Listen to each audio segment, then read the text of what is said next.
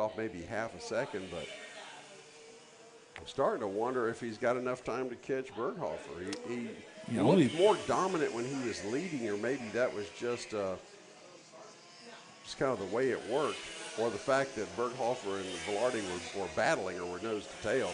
That could have been to his advantage as well, but he really isn't chopping down the lead from the top two as he did everyone else who was in front of him after his spin. Only about a tenth of a second quicker that time than your second place car, and he's about a half second a lap behind your leader, Velarde. That's Tyler Laney in third that we're talking about in cart number 48.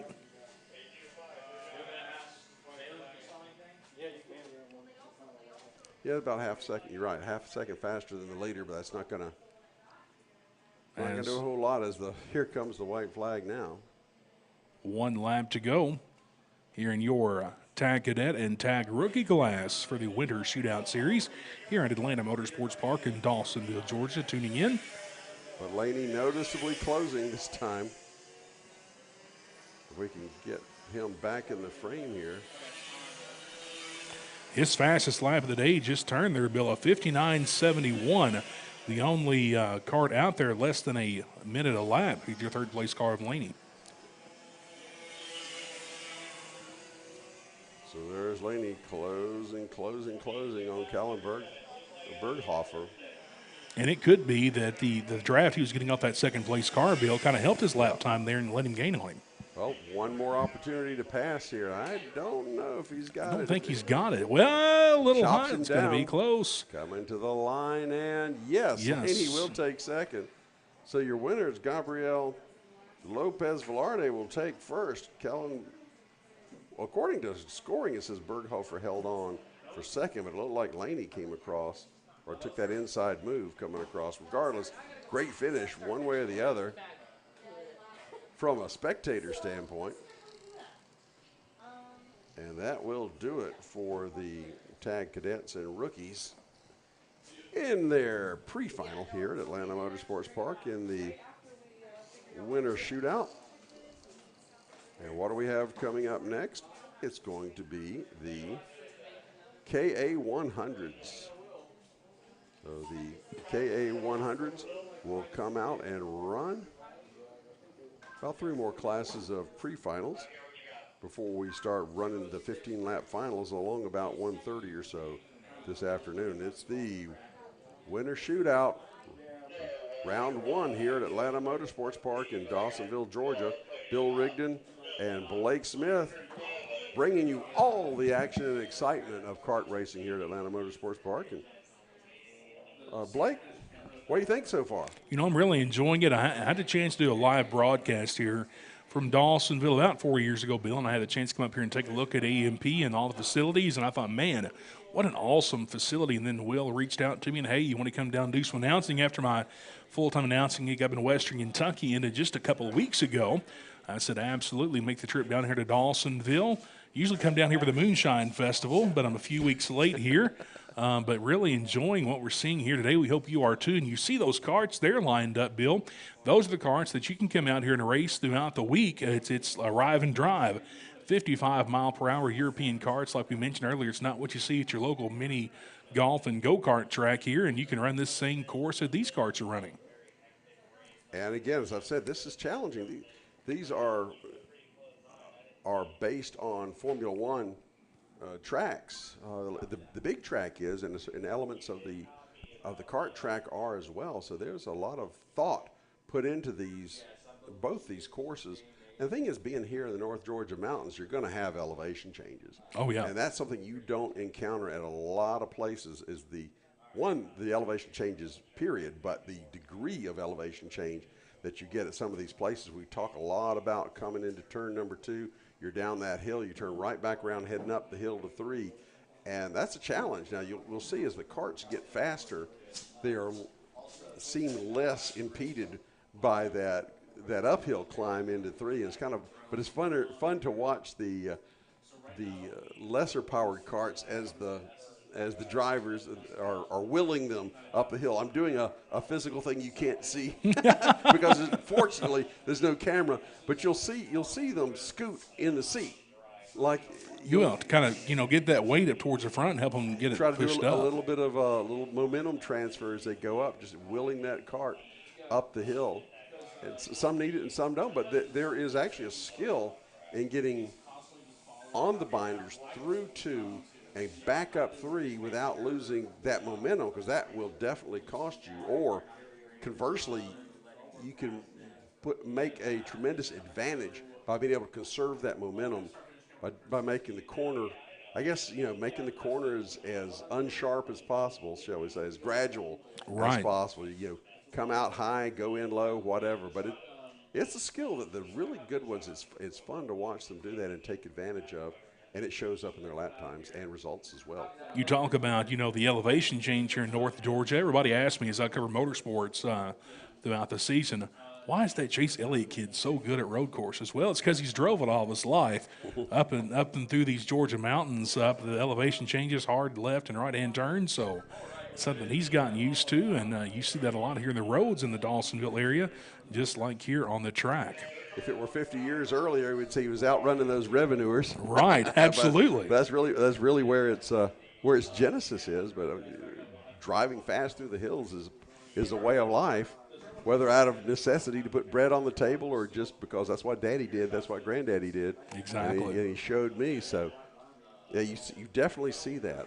So much racing history, Bill. We mentioned here in Dawsonville, Georgia.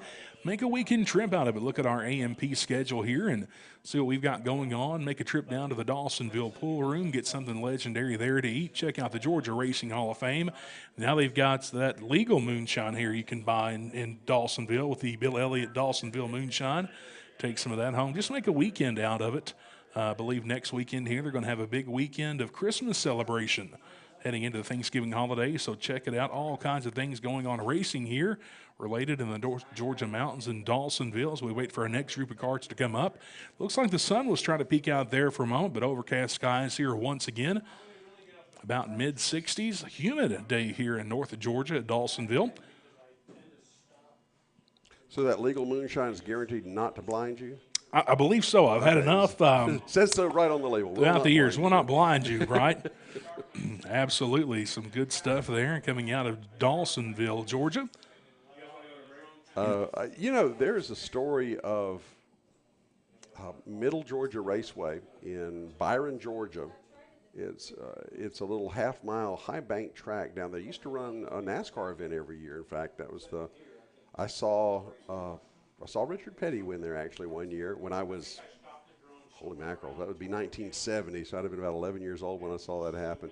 And anyway, this track ran NASCAR races there every year until 71. I was also saw that one. But that year, the revenuers found a still underneath the track. They had this elaborate tunnel system. I have seen that on one of the programs, I believe on Peacock. There was a still under there, and it closed the track and everything. Moonshine and racing kind of go hand in hand down in this part of the country, but it's a shame when it cost you the racing, because that was a great little track down there. The remnants of it are still there. I don't believe they haven't raced there in forever. So you go to the concession stand and say, "Give me a double cheeseburger and a wink," and you come out with something a little more than a hamburger. Well, that's quite a story. Well, although Macon is not in the mountains, it's not moonshine country. I didn't think, but I guess it could be anywhere. Anywhere they tax liquor, somebody will make it untaxed, right? So anyway, so that I kind of like that story, but they shut the track because of it, and I hate that. But that could have just been a fine and just roll on. Yeah, but it was. I think maybe that was what was funding the place. Right. It probably make more money selling shine out of there than racing. Who cares if the grandstands are packed? We've got some other funds throughout the week. Exactly. Hear those carts rumbling up underneath us. It's about time to go back to racing here at the Atlanta Motorsports Park here this afternoon. Thank you for tuning in. Blake Smith alongside Bill Rigdon here, high atop Atlanta Motorsports Park go-kart facilities. Cars are on the track.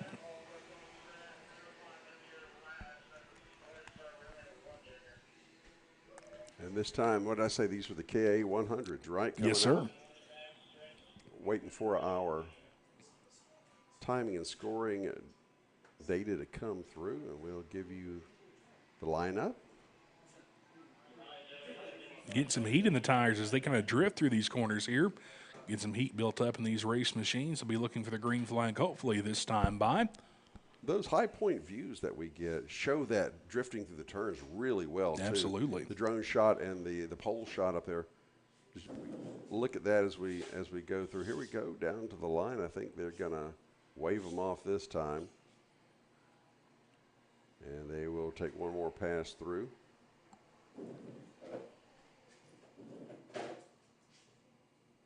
Go through the shortcut there, the cutoff, back on through, hitting into turns 15 and 16. Be looking for the green flag once again this time by, getting those karts lined up in the KA 100 series here this afternoon.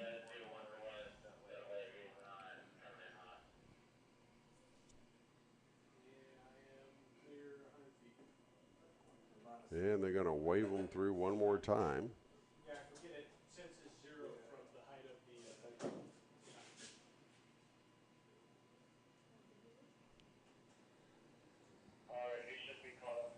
And I think they were just kind of getting the field tightened up in order to have a good, clean, fair start for everybody.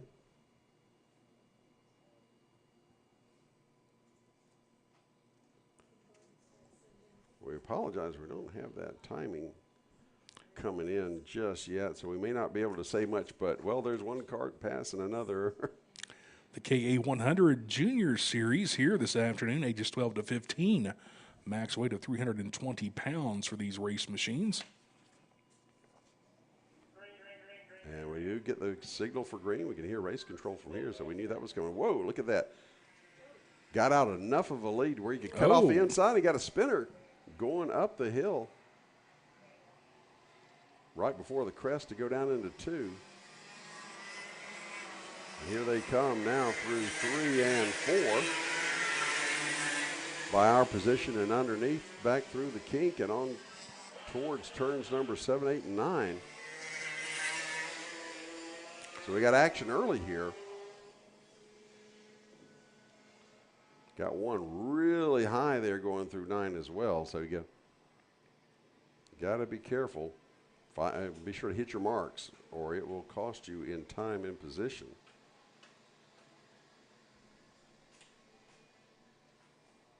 Karts getting around here quicker in this 0.8 mile over in the KA 100 series.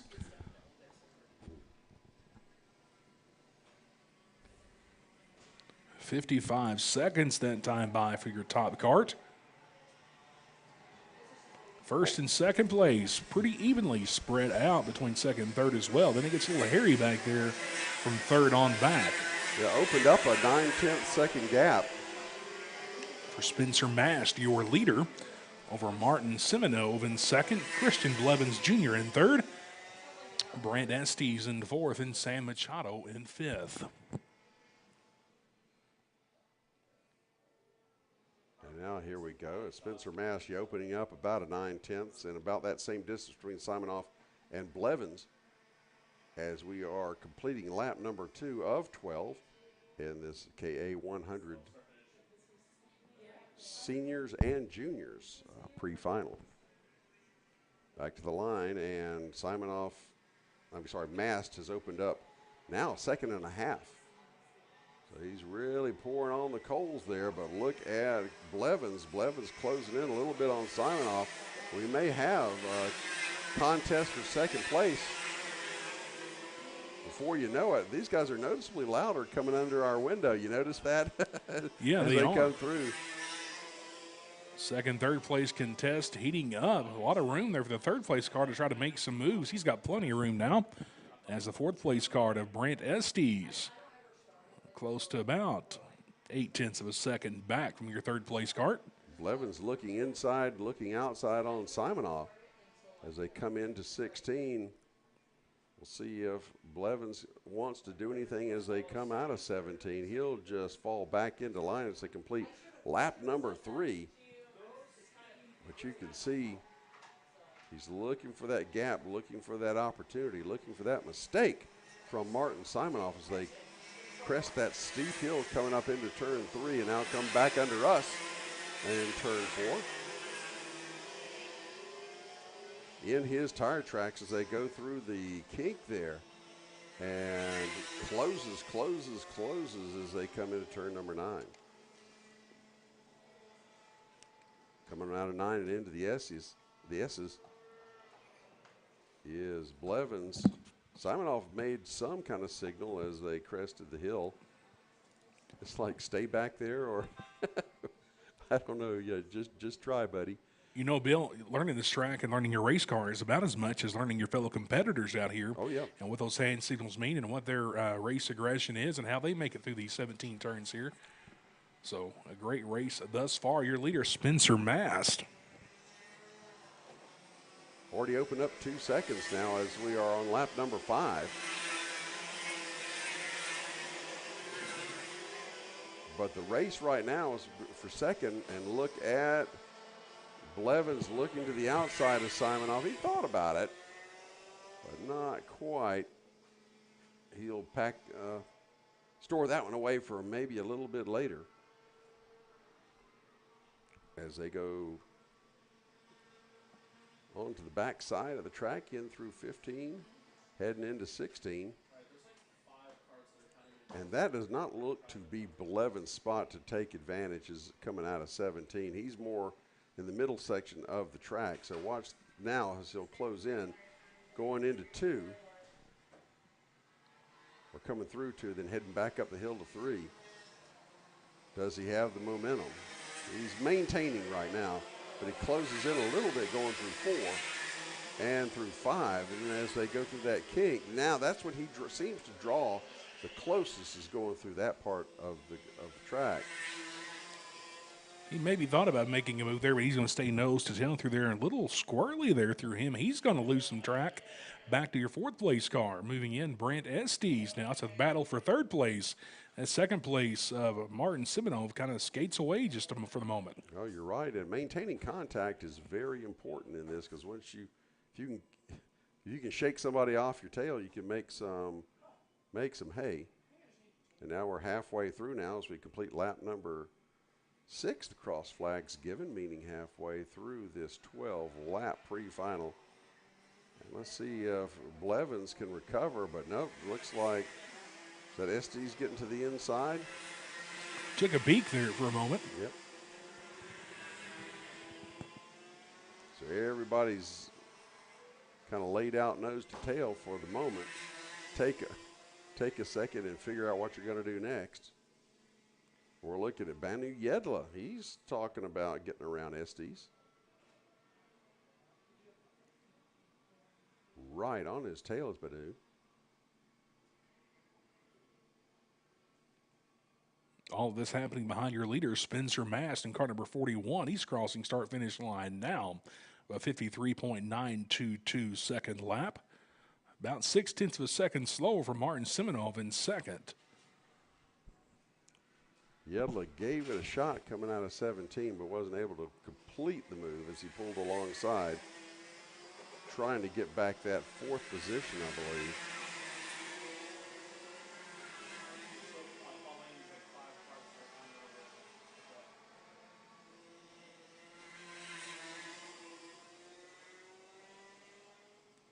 So now a little contention there for 3rd place.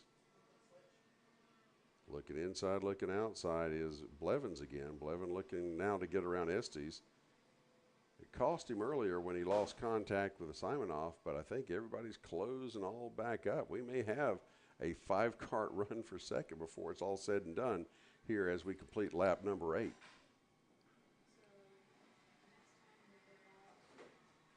No room for error in those 2nd, 3rd, 4th, and 5th place carts. Even 6th place kind of watching back there. That's Sam Machado.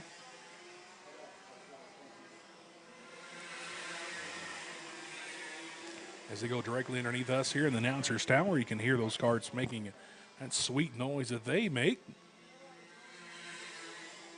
As you're watching the KA 100 Senior and Junior class here this afternoon, live from Atlanta Motorsports Park, working with 4 laps to go. It's Brant Estes all over the back end of Martin Simonoff, with Christian Blevins Jr. not far behind. As we come down to the line, this will complete lap number 9. This will be 2/3 of the way through. I've got that figured out now. So, no, this is 3/4. Oh, well. Getting less and less every corner. That's right. Anyway, I used to like fractions. So here we go, coming out of turn 4 under our position, and now we got a nice, tight three-way battle. And looking to the inside, there goes Estes. Will he be able to hold position going into that turn 9? And that's an advantageous position to be in. But Blevins was not able to follow, as Simonoff was able to shut the door, but Brant Estes takes over second now with that move coming through 9.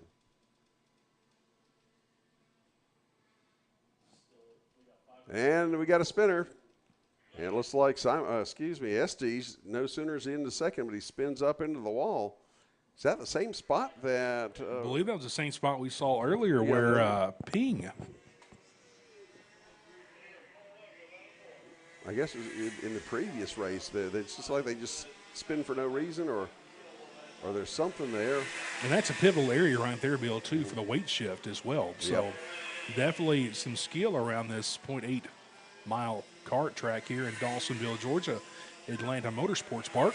So Blevins now working on the back end of Simonoff still, now for second place. And the thing is, you can push it too hard by having that pressure behind you, knowing there's fast karts trying to make the move. And speaking of making moves, there goes, Blevins to the outside. They'll come down to the line. This will be for the white flag. That was a variety of lines through turns 15, 16, and 17 there. So through all that confusion, Banu Yedla was able to get around Martin Simonoff. Blevins is now second, Yedla third, Simonoff is fourth. And that bringing up the rear there in that four-kart pack is Sam Machado. But now let's look at Yedla and Blevins as they head into 9 for the first time. Your leader, the 41, is Spencer Master on the screen for a moment. He's having fun, giving those hand signals out. Yep. He has no challenger here in this race, with the battle from second, third, fourth, and fifth has been quite a battle to see thus far.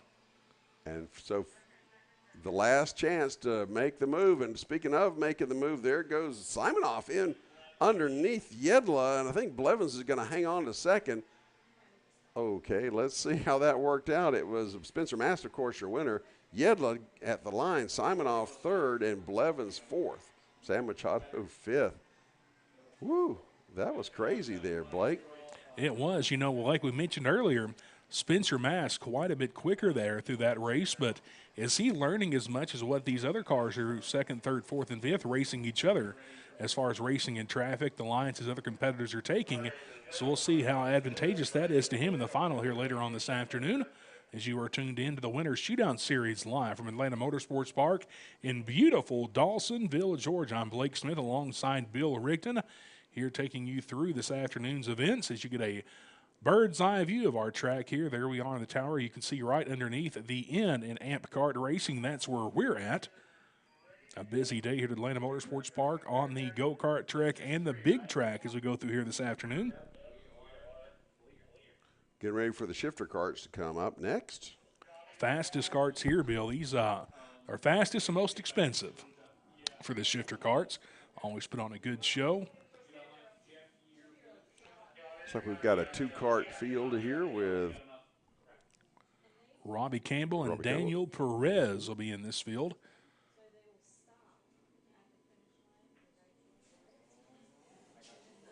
Not a bad race when you can't finish any worse than second, Bill. That is true. And we may have one more rolling out there. I know we had 3 shifter karts here earlier. As you see our youngsters there on their scooters making their way through the pit area. Getting a view of these shifter karts, see what they can learn from these race machines as they make their way out here a little later on this afternoon in their respective divisions. Don't mean to sound like an old man, but in my day, we'd be pedaling a bicycle up that hill. These young whippersnappers these days. such a, it really is interesting here, Bill. We have such a large, diverse age group of competitors here this afternoon, anywhere from the kid karts all the way up to, the 40s and 50-year-olds out here racing this afternoon. It really is neat. All out here on go-karts, Atlanta Motorsports Park, the Winter Shootout Series. From the young to the young at heart. Absolutely. All right, well, we've got the shifters out there. Now, the difference between the shifters and all the other divisions except for the kid karts is they start from a standing start. So the shifters will start standing, and as do the kids. That's just one of them is from a herding cats perspective, but the shifters, they're supposed to be the pros in the fast cart, so they should be able to start from a standing start. We do have a third cart coming in. Yeah, we do. They're making it through turns 15 and 16 right now. Let's see if they get him to cross the line so his transponder will register. Or not, or we'll know as soon as they start the race. Oh, there we go. He'll start from the inside. That might be Perez there anyway.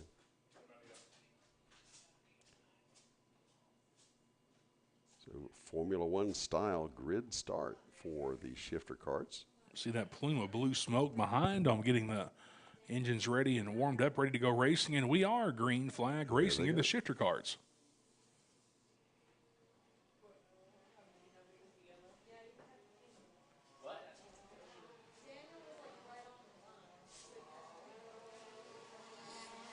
So let's see if we can get a view of who this is coming by. I believe that's Perez in the lead in the green. And now we got Osley. Oh, somebody else. Osley Cheek. Getting a view of their Perez and the 582 machine drifting it through there in that shifter car. Definitely our fastest group of competitors here this afternoon at Atlanta Motorsports Park in our pre-final for these folks. We'll get a better idea of where they stand interval-wise as they come by and hit the line, or at least I hope so. Anyhow, Perez and Clark, I believe, is second. Yep, or is he third? Difference is 5.56 seconds anyway between the two that we have. And you can hear them roar by underneath. And it's really fun watching how they straighten that kink out. It's supposed to be two turns, and there's no turn at all. They just drive straight through.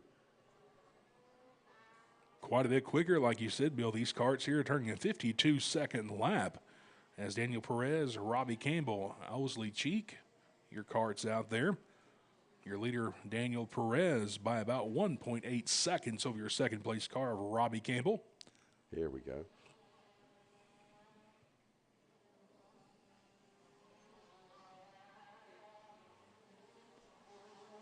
And no problems getting up that hill, by the way, for these shifter cars.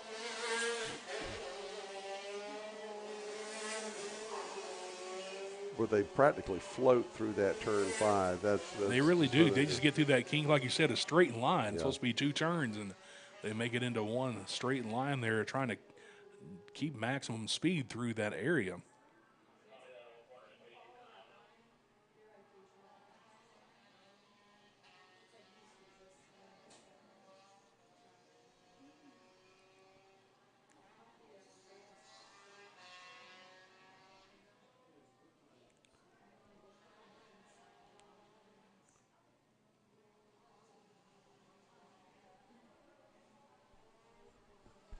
Your leader, Daniel Perez, in the 582 machine. He's on your camera. As second place, Robbie Campbell goes by, making their way around this 0.8-mile course.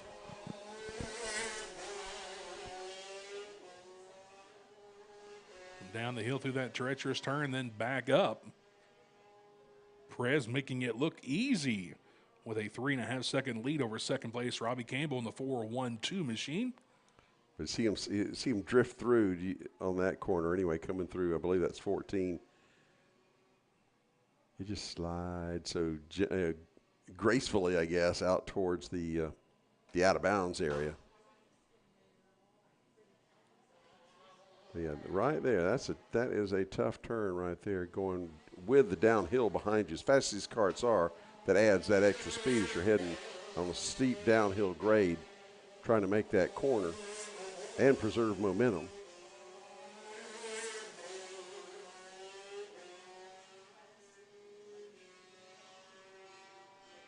Through the yeses one more time for Perez, followed by Robbie Campbell.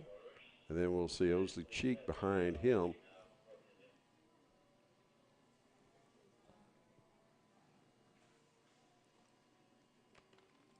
As they come out of 17 down to the line, we'll complete lap number 5. That's 5/12. I was always fine, Bill, in math in school until they started adding letters to the numbers, and then I was like, I'm lost. Oh my gosh! You Never used algebra a day in my life either. So the letters were fine until they became Greek letters. yes, That's my days at Georgia Tech. All the numbers disappeared, and there were these really hard to write lowercase Greek letters, and it drove me crazy. And here we come with Perez again, maintaining a commanding lead.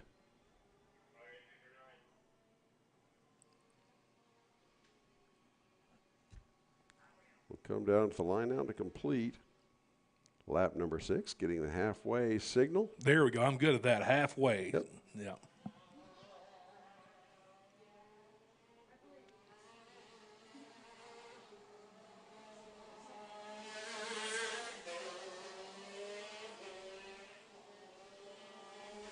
Sounds like a wasp or a bumblebee just flying by ever so often here in the announcer's tower at Atlanta Motorsports Park. Daniel Perez in the 5.82 machine, making it look easy, turning those 49.11 second laps. Although that time, Robbie Campbell just a little bit quicker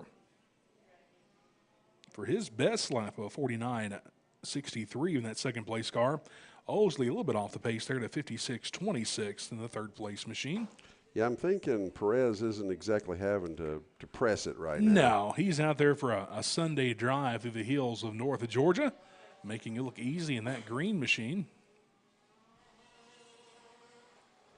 I like that screen he's got on. Just kind of gives him an alien appearance, is he? It does.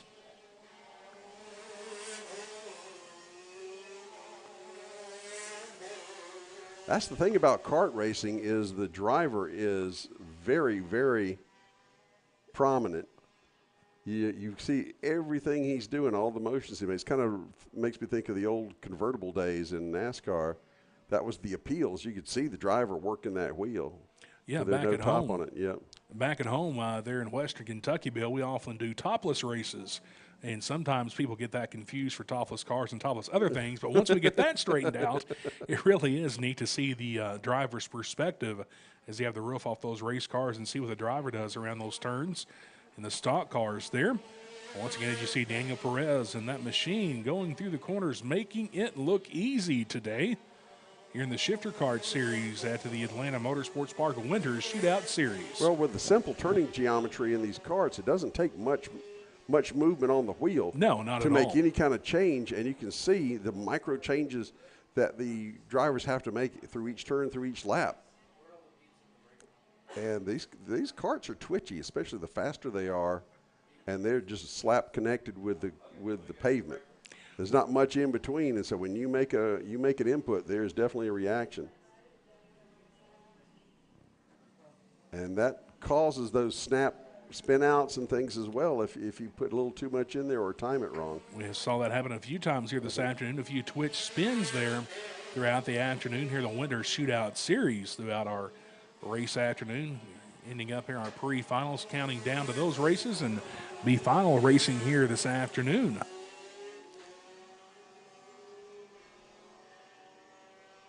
Formula One cars are a lot like that. Of course, they're way more sophisticated, but there is a very fine touch that it takes because you don't have to put much in on that wheel to make something happen, and they've got a whole lot of power underneath. But it's akin to this, that you have to really be careful with how abrupt you are. That's where Right. it takes a lot of smooth touch and experience to make these go around fast without hitting the tire barrier. Halfway signal Well, sorry, 2 laps rather. And 2 laps to go here. go. So we are 5/6 of the way through.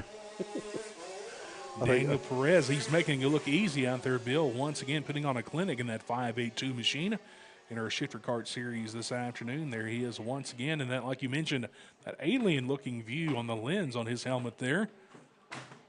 Definitely won't be seeing inside to see what his eyes are seeing, no matter how good our camera is here this afternoon. Our great crew giving you all these views here. As you can see, our drone cam. Daniel Perez crossing the start-finish line now. He's looking for the white flag. One more way around this course to end his pre-final afternoon. Second place crossing the line now for Robbie Campbell.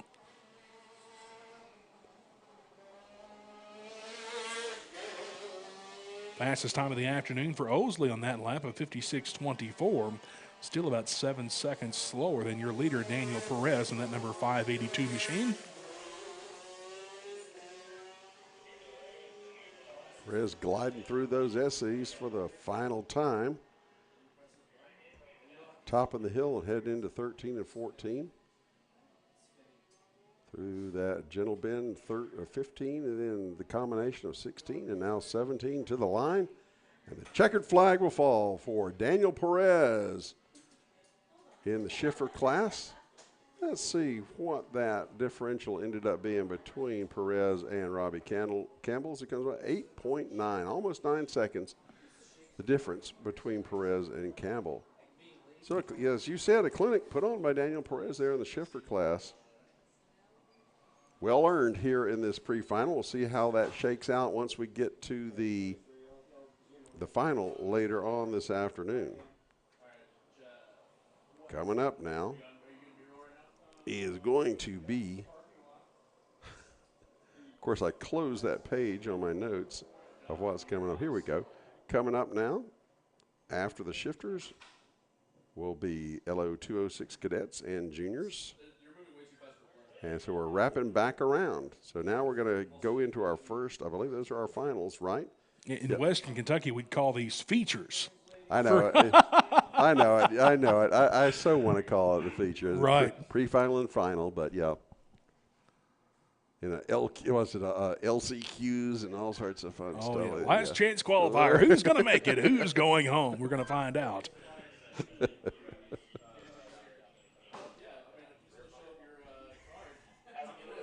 As we get ready to head into our finals here this afternoon, another reminder, you can come out here and race too.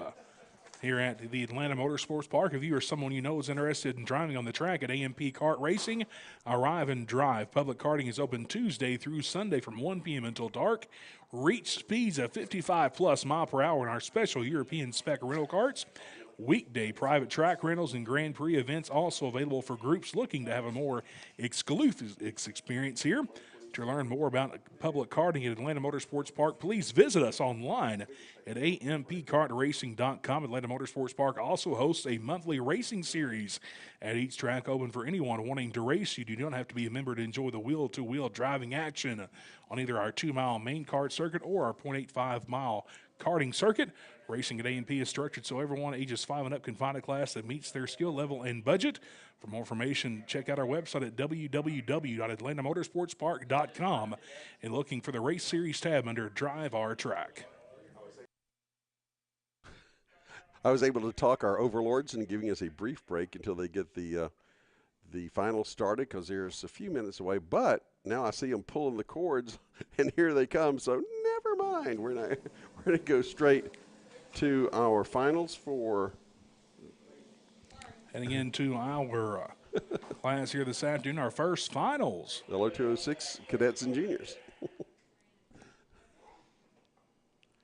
Who needs a break? It's racing. Right, absolutely.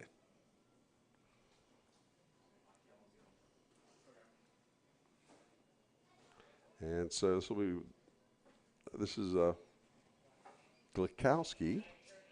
Wow, David Glikowski. I hope I'm just going to pronounce every letter that's there. David Glikowski, John Hutchison, Oliver Nabert, and Ruben Greer, and Lincoln Massey are your lineup. The names get a little easier the second time you see them. Nabert Nabert started He won the last one, so I Yeah, he think did. this is just the way they rolled out. When they get to the line, we'll see what the starting lineup is. Is it? I thought I saw a raindrop or two. Is it coming down a little bit out there? Nobody seems to be. Uh-oh, they black flagged it. Black flag is never good Not at all. unless it's the guy you're rooting against. Exactly. Then it's okay. Woo! Yep.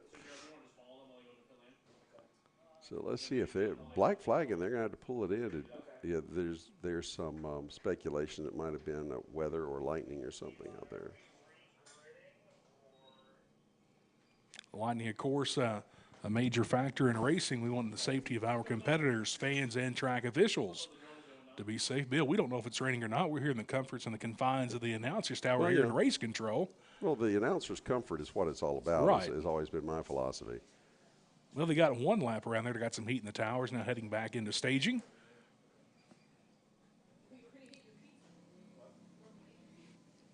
So let's see if we hear the engines quit. I think we're in for a break. We actually get our break, Blake. Just a few moments later than we thought we would. Not the kind we want, though. No, not at all. I've always said I never complain about rain unless it's race day. Mm-hmm. I always welcome rain because we could always use it, but not on race day. Right, absolutely.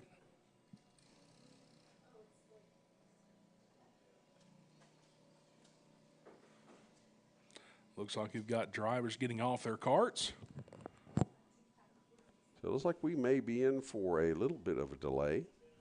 So let's go ahead and turn it back to the network studios. And we'll see you as soon as the action resumes. You're watching the Winter Shootout here at Atlanta Motorsports Park in Dawsonville, Georgia.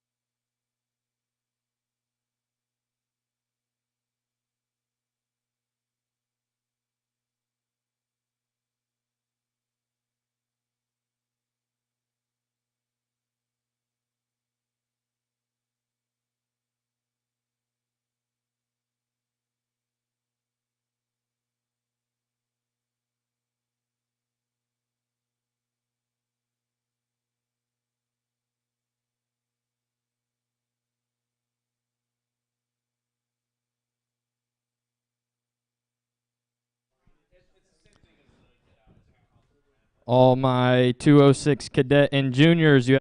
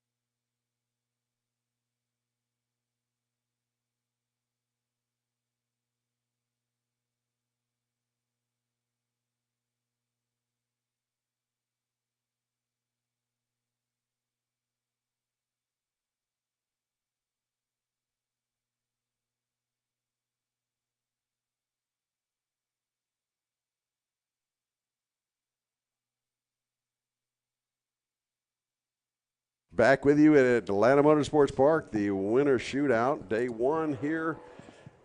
Had a little delay while we got the cart switched over to their rain tires.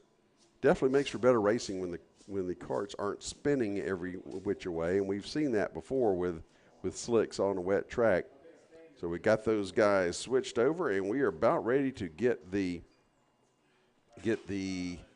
next division underway, the KA 100s. Be our first finals here this afternoon at Atlanta Motorsports Park for the Winter Shootout Series. Getting these cars on track, like Bill mentioned, had to get some rain tires put on them. And green is out. We are underway here as Oliver Nabert. Surprise, surprise, is our leader going into turn number one. David Glakowski, Lincoln Massey, John Hutchison, and Ruben Greer. A little more apprehensive than they were earlier in the pre-finals, Bill. With this rain on the track, it's going to make for a little bit of a challenge of a course around this 0.8 mile facility here this afternoon. Really, all they had was part of a lap to see at all what kind of conditions the tracks were in, because it rained while they were getting their tires changed, so they had no idea what to expect. So, yeah, they should take these corners, one would think, gingerly the first time through anyway, just to kind of get an idea for what they're up against. And there goes Nabert, and then Glachowski, Massey, Hutchison, and Greer. If you turn into our pre-finals, you can tell the color of the track a little darker now as we had a rain shower once again move through. So that's going to cut down on the friction of these race tires on this race course here this afternoon. Going to make it for a different course than what these drivers experienced earlier as we complete lap number 1. Oliver Nabert crosses the line at a time of 109.562, about 9/10 of a second quicker than his competitor Lincoln Massey in second.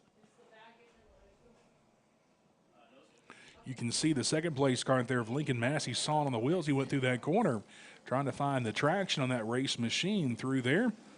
Saw a little splash, a little spray coming up too as they went through this. There was a slight amount of standing water, although it's not raining hard out there, but it's enough, of course, to have mandated the tire change going in.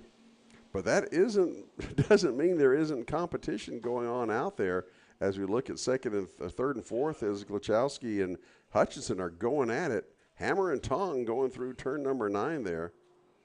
Yeah, Gilkowski and John Hutchison using those rumble strips there through those corners. As he follows a third and fourth place machine, that is Gilkowski and John Hutchison on the camera there. And Gilkowski, the third place car in that blue machine. Hutchison in second there in line, running in fourth on the timing and scoring. As you get a view of all top 5 cars there, right there, crossing the line once again for Oliver Nabert. A 108.164, about a second quicker as he gets more comfortable out here on those rain tires, Bill. Heading in through the turns here into turn number 1. As we were commenting on watching the shifter carts go through turn 14 they were on slicks at the time, it'll be interesting to see the line that's taken through those high-speed corners on these rain tires with a wet surface. And a little bit of a bobble there, in fact, on Massey, I believe, or is that Massey or Hutchinson? Someone. Hutchison, and they're in third, fourth place. Gilkowski. Your third and fourth place cars on the screen, tuned in live here. A little squirrely going through there, but managed to hang on to it.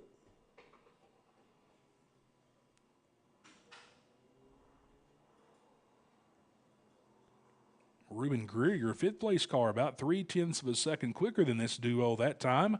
As you see him back there, the back part of your screen in fifth.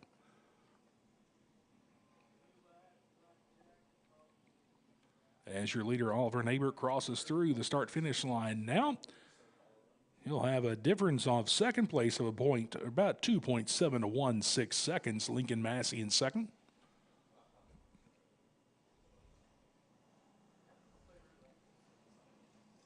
And that battle we've been looking at for a third between Hutchinson and Glachowski is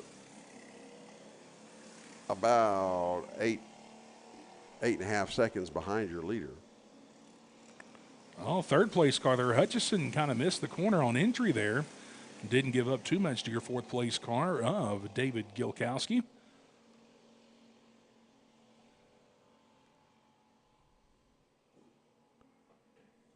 The 07 and the 77 we're seeing, or it says 77, but that would be Glachowski would be in the 7.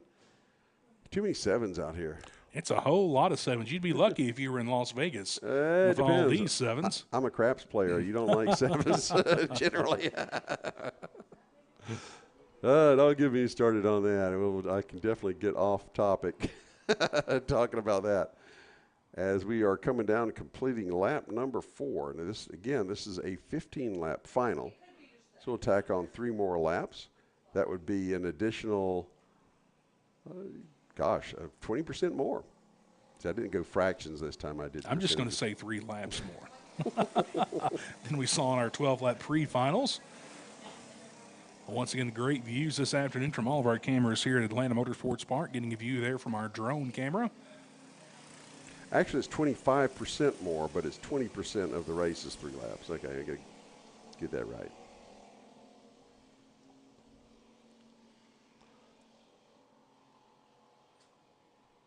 Yeah, those excellent drone cam shots. That's been such a great addition to these webcasts of this event. Is being able to really see the action from all over and from perspectives like this.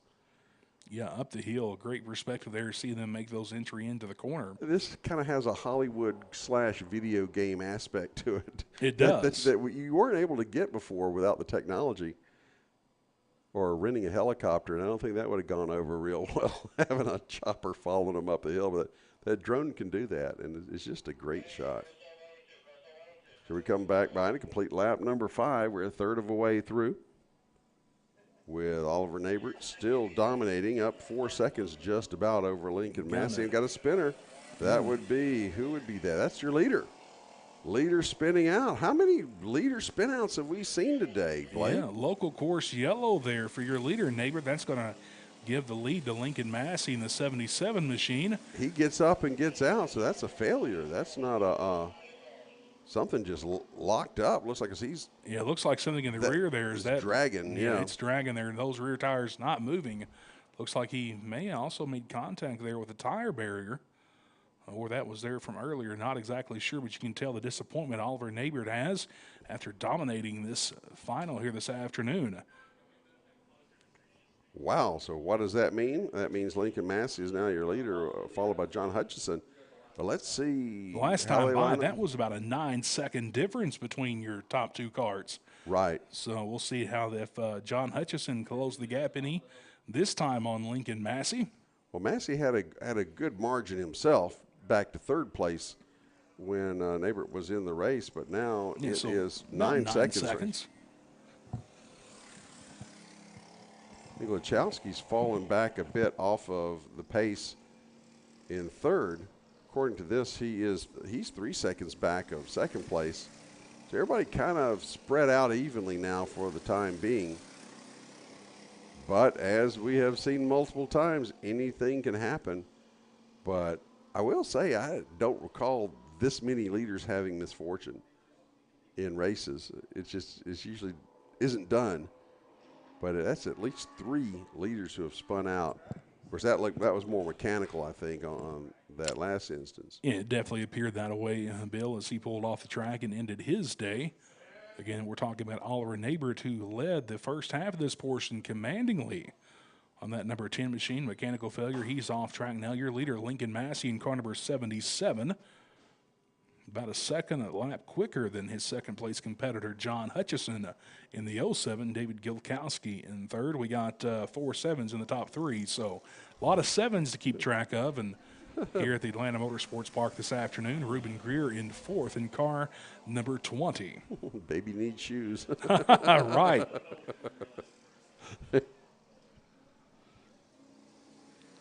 In Craps parlance, 7 is called Old Nick or Big Red. There's a couple of names for it because it's bad luck to say that number around the Craps table.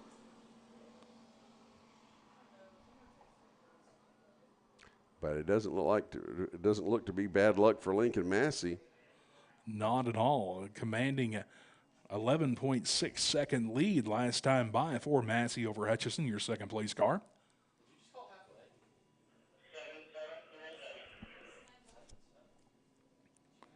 And we come down to the line now. Yeah, we are halfway through this one. At lap number 8, just completed for Lincoln Massey. It's actually 8/7 or 8/15, which is slightly more than half, but I think you got to call it somewhere on the lap. So we're halfway through here for Lincoln Massey. See if he can hang on. Hutchinson back 13 seconds now, so Massey enjoying himself at the moment. But as we saw throughout the afternoon, Bill, being up front is not always the best place to be. Like we said, a lot of spins, mechanical issues for that leader here today. Hopefully Lincoln Massey, hoping that doesn't happen to him and him become victim of that incident. He is your leader, like we said, in car number 77. Right now you're following the 7 of of Gilkowski.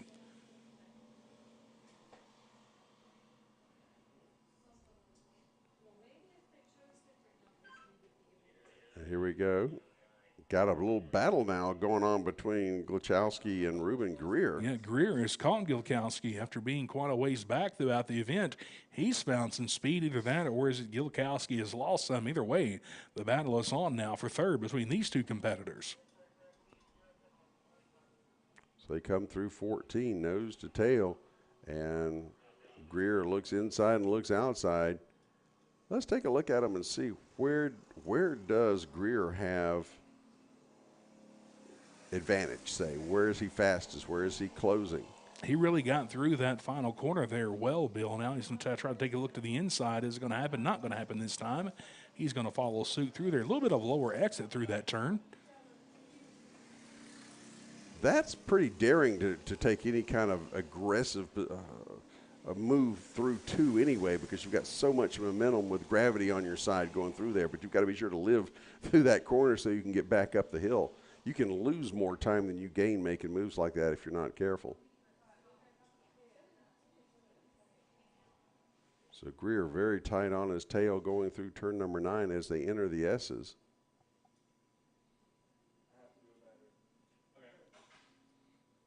Greer taking a look to the inside, taking a look to the outside, trying to find a hole to make that pass and to slide into third place over David Gilkowski, your third place car. He had a wheel alongside, but pulled out before he got pinched off through the corner there.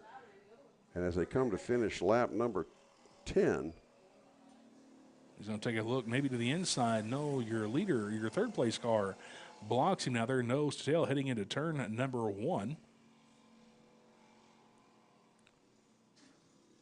And it's like he's feinting one way and to the other just to see if he can get a reaction or a mistake out of Gilkowski. But now they're side by side going through 3 for a moment, coming underneath our position. Nose to tail, does he have something for him through the kink? Will he set him up? 9 is a good place to do it. He's here he going to goes. take a look to the inside, heading in through here. He takes the inside. Now 8, he's on the outside, but it's a gentle curve, and he'll have him go before he even gets into 9.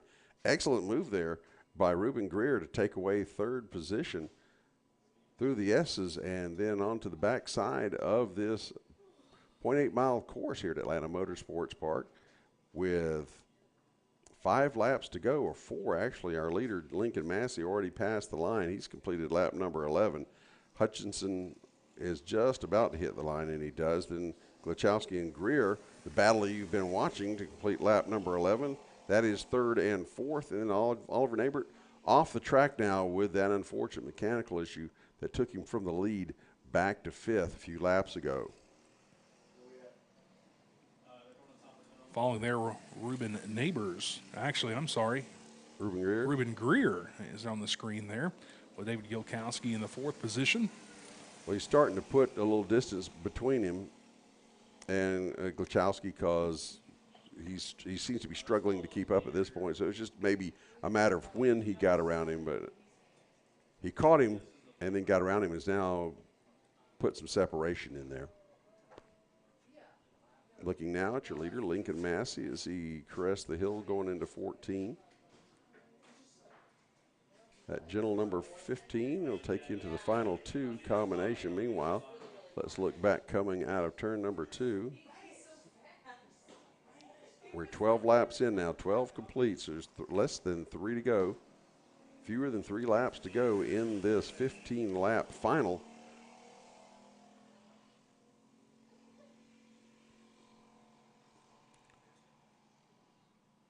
Track drying pretty well, Bill, from that brief rain shower we had at the beginning of our finals earlier this afternoon. As these karts make laps, also the wind helping that as well. You see that track turning a little lighter gray than I had started. Doesn't seem very patchy either. No, it doesn't. It really has dried well. We started this race only 12 laps ago, and it was pretty dark out there. But like we said, the wind and the speed and the heat of these race karts has really dried the track up. So coming out of 17 now to take the 2 to go signal will be Lincoln Massey. 2 laps to go. And it is his to lose. In his own zip code there, Bill, over second place, John Hutchison. Are you following the battle or are you following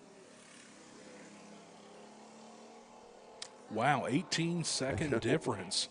I thought timing and scoring had slowed down on us. That was just the amount of time it was between first and second. Wow, what a clinic he is putting on up front. Lincoln Massey, it almost makes you wonder, what are the speeds and lap times we saw earlier out of Oliver Neighbert, who had his issues earlier? Right. Well, his best lap was 107.178. And it still hasn't been beat. Yeah, so that's how fast Oliver was. But it's not the fastest kart that always wins. Absolutely. And so coming out of 17 for the penultimate time is Lincoln Massey taking the white flag. Completing 14 one more time around. Let's get another interval then on John Hutchison when he gets back around. What was it, 18? 18 seconds last time by. We're going to see what it is this time. Still in the 18-second neighborhood. Hair under 19. So gained just a little bit. Clean air, clean track definitely helps. And no pressure as well for your leader. He's That's out the main there thing. just cruising. He even take his hands off the wheel there. Kind of gave a wave to our cameras there through these final turns here in his final this afternoon for Lincoln Massey, your leader.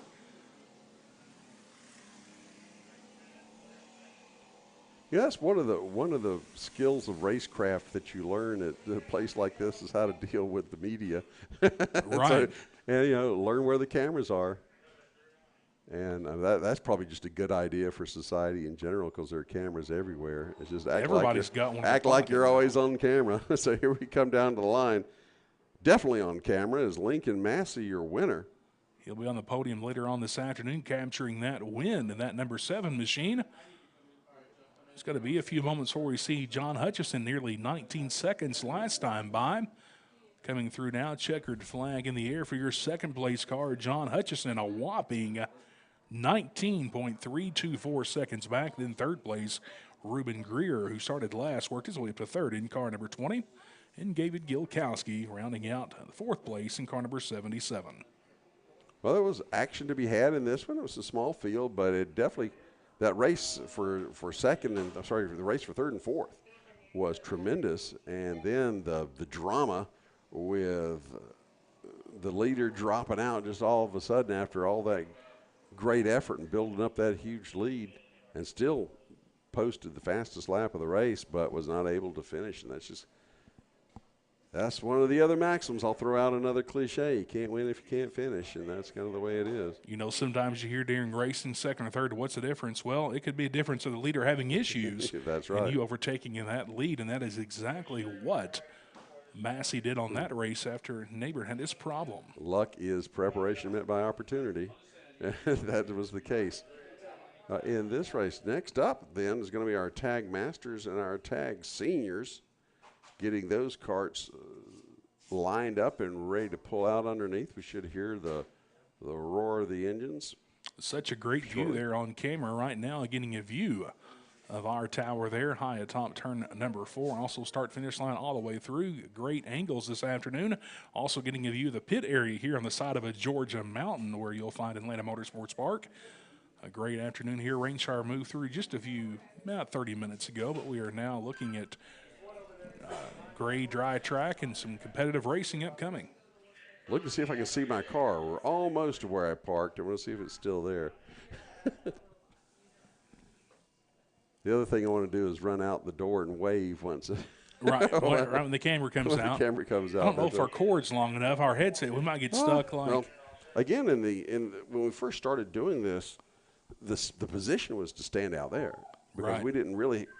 I don't think we just had one camera covering from this angle. You could get most of it, but they disappear going into 9 and go. You wouldn't see the S's at all. They'd rise out and come through 14. You could see them again. So it wasn't horrible. But it's one static camera gets kind of boring, or one static position. So the drone is just terrific. Plus the other spots that we have, and you can change it up. And it's a nice production. It's a lot of fun to do. A lot of fun to watch. A lot of fun to be a part of this, and to be able to talk to some of the kids here and all, and get their perspective. They've got their media faces on too. Oh yeah. They learn. I mean, that's if you don't think that racing in some form is beneficial just in life in general, one thing that does help you is develop poise. Oh, absolutely. Because you really can't be seen as coming off out of control. And if ever there was a pursuit that required control, it's motor racing in any form. But you start them out in something like this where there's plenty of disappointment. There's plenty of unfairness. To be honest, life isn't fair. You learn that sometimes yeah, the guy's just going to spin in front of you or accidentally clip you or whatever. You have to deal with it and move on. It's a good place to learn poise. And these kids show surprising maturity, especially off the track. On the track, I won't say immaturity, but definitely aggression and that what we like to talk about, that lack of sense of mortality that makes the racing exciting. But it teaches them a lot of things, and especially when you're that age and not quite as, say, in control of your emotions and all, it's a good place to gain that. And I've been impressed with the kids I've talked to here.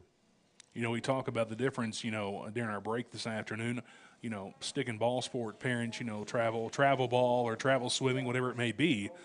These are travel racers. These parents footing the bill for these racers out here. Of course, sponsors help as well. And, something I did, I got online before I came here to get prepared for today, watched the previous broadcast that you and William and some of the other guys have done. And also, I did some of the GoPro footage as well, kind of from these carts. It gives you a perspective from the driver's seat. You can get on your favorite search engine and look those up to see what the driver's seeing out there in those race carts, as well as you get a view from our tower here at the Atlanta Motorsports Park in Dawsonville, Georgia, Winter's Shootout Series. I'm Blake Smith alongside Bill Rigdon here this afternoon. A great group of carts heading up now in our Tag Master and our Tag Senior Series. Well, now I've talked to William about when he's going to get my grandson out there and be the be the dad out there with the cart. Well, yeah. I think he's already got it in mind what he's going to do. I saw some photos on social media. He's already coming behind the wheel of a few things, so I'm sure that's right around the corner. Did you see him dragging the stroller behind the RC car? Yes. William, he's a piece of work. I mean, he doesn't get any of that from me. No, not at all. But yeah, little Bradley's in for an adventure for childhood. And I think that's good. He'll definitely have some stories to tell about his old man, and maybe a few about his granddaddy. I don't know. We will find out. But being around this definitely affects you. See, I begged my dad for a go-kart forever. Never got one. It wasn't in the cards. And, of course, I get it. But I'm thinking, that's not the case here. No. That is not the case for my grandson. He will probably be behind the wheel of one sooner rather than later. But now that's the thing. If he's going to end up liking fishing or right. Or I don't know, art or music, or he may be a stick and ball guy. No telling. Maybe all of it. No telling how they turn out, but he'll certainly have opportunity to take it in and see if he likes it. That is has for an sure. knack for it. And like we've mentioned, if you're out here and you want to know, maybe I want to get behind the wheel, we have that opportunity here each and every day. It's actually Wednesday throughout the week, Wednesday through the weekend. Come on out here, make some passes, and show up and drive a go-kart, European style here at Atlanta Motorsports Park. Your opportunity, check it out on our website. More details to come on there as well. As you see the cars getting lined up in the staging area directly underneath us here in the announcer's tower at the Amp Kart Racing Building, getting these go-karts lined up. You're going to see Mike Conrad, Kyle Clark, James Schumann, Sam Machado, which we saw Sam in the last race, Ty Akins, and Leonardo Oliveira this afternoon. Going to be this field of cars. We'll see if that's the starting order. That's how they're lined up right now. Once we go green flag racing with a great group of competitors here this afternoon in the Tag Master and Tag Senior division. Didn't Leonardo Oliveira, didn't he win was he the first place? Yeah, I believe he's went to victory lane this afternoon. These are just kind of the way the transponders fall out on the system, and once they cross that line for the first time, we get a true order. So this isn't necessarily starting lineup as much as it is just who's out there now. If you remember how they finished in the previous, back in the pre-final, then there you go. So, don't expect me to go do it for you. Heaven forbid that I should actually try. Let's see what we got here. Getting the view there. The thing is I was just kind of piddling around with the race monitor here, and it actually had the ability to go back and look at race results. So let's see, but I forget how I did it. I forget how I pushed, what button I pushed. If you're like me, you try not to venture too much during the live as we get our view there from our get lost too much, you get back, couldn't Well, get back to the original screen. William doesn't pay me enough to expect perfection, so I don't really worry about it. So let's see. Got an instant replay there. Yeah. Everybody's having fun here this afternoon. We can't get any of those spin outs on instant replay. Right. But we can get this.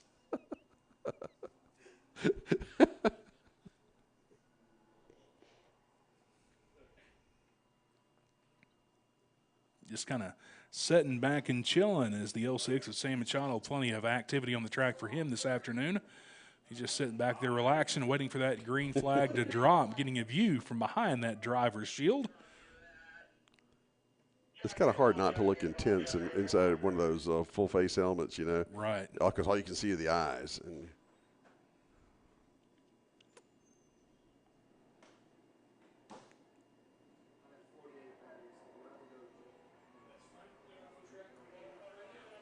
getting cars rolling onto the track now here this afternoon in your Tag Master and Tag Senior division.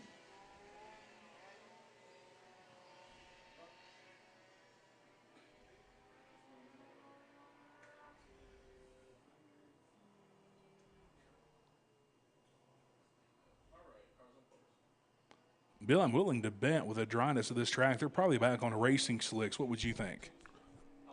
I think we'll see in a few laps if they are on racing slicks, we'll notice, right, at least from lap times. But it wouldn't surprise me. But it's the thing still is, a few dark gray areas out there. Yeah.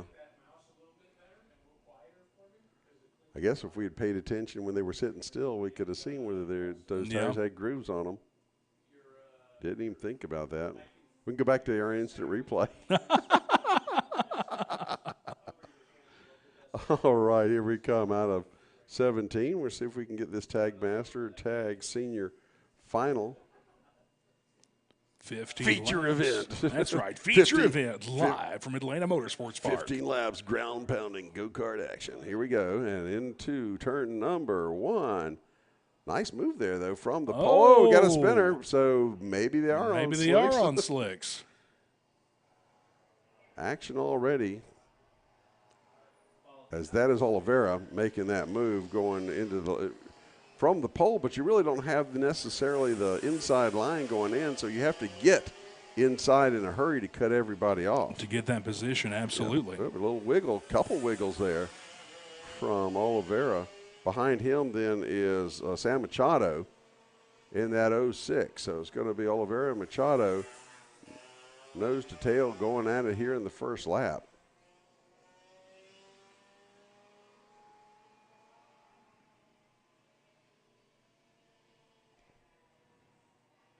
So here we go into 16 and 17 coming out for the first time. And Oliveira opened it up just a little bit as they come by with 0.4 of a second lead over Sam Machado. They were nose to tail heading into those final sets of turns. A little more breathing room there for Oliveira out of that last pass. Now this may be a matter of Machado having better sections of the track in some places than Oliveira is, but he is wiggling. He's wiggling coming out of 4, and he wiggled a little bit going through 8. The last lap. This gives you a good view of the entry into the turn here. Through there and back up to the next. They get through those S's and then find another hill. Of course, there's always a hill to climb or to go down around here at Atlanta Motorsports Park, but Oliveira's starting to look like he's thinking about checking out. As we come down to the line, he was up 0.4 the last time by. Let's check it this time. 0.6. He's already put 0.2 on that gap between himself and Sam Machado.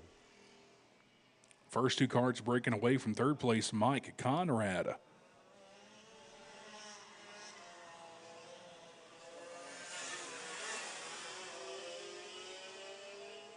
These carts only a couple seconds slower than the shifters. Or at least this the best times are in the 54-second range. Definitely competitive lap times for this division in our Tag Senior group. So that may also give credence to your slick tire theory.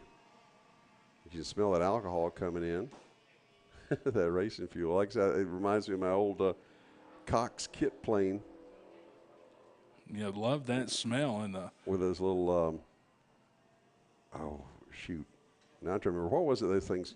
Instead of a spark plug, you always had to buy a glow plug. Those glow plugs, yeah. Those glow plugs, yeah.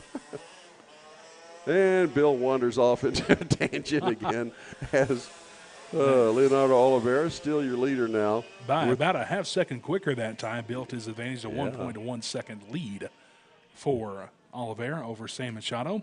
Mike Conrad, your third place car, he's about 19 seconds back, well off the pace.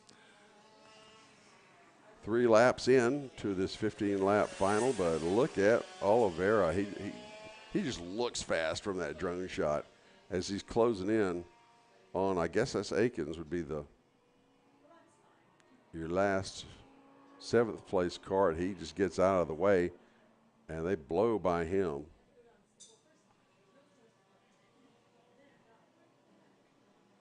That time, IG timing and scoring about 2/10 quicker for Oliveira, your leader. Actually, I'm only seeing 3 karts scoring right now, and the third one being Mike Conrad. Can that be? The 2 leaders just roared by us, and then there goes a third kart. Now I'm listening. Yeah, you can hear it, the leader in the S's there.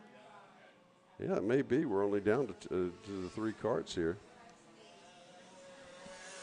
Oh, there's a 4th one. There we go. Not everybody's scoring, however, so we'll just let it be. Oh, somebody's Amazon package is here. That's good.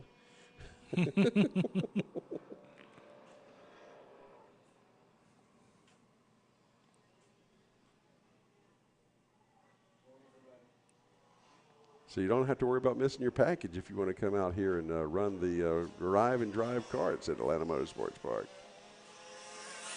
It's such a great opportunity here throughout the week. Can't do it today. You can't do it tomorrow, Bill, because we've got racing for the Winter Shootout Series, but your opportunity throughout the week to come out here and make some laps in the Arrive and Drive karts. Most weekends during the month, though, it is available. I think it's once a month these events happen. Mm-hmm. And during the regular season, there's Saturdays. So Sundays are generally wide open as far as the public karting goes. But, heck, just come watch these guys. It'll give you the itch anyway to come try it yourself. Oh, yeah.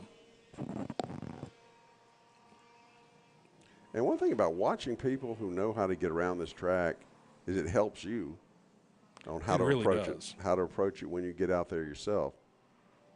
Me, I'm just a kind of stomp it and steer it kind of guy until but to see people actually know what they're doing is impressive, because it's repetition. You can't beat laps. You'll notice it's usually for the faster karts, it's rumble strip to rumble strip. Right. They're using the entire width of the facility here, making those quick lap times like Leonardo Oliveira, your leader, is, as he is there on camera in the 340 machine.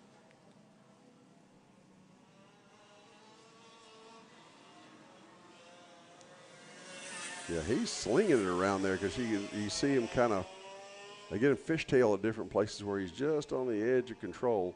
This will come down to the line now to complete lap number 7. So his last lap was 51.121. His best time is 51.078. So he's kind of flirting with getting under the 50 into the 50 range. Machado did turn his quickest lap on lap number 7 there. Still a little bit slower than your leader. He turned a 52.03 that time by a 4.5 second difference between your first and second place car.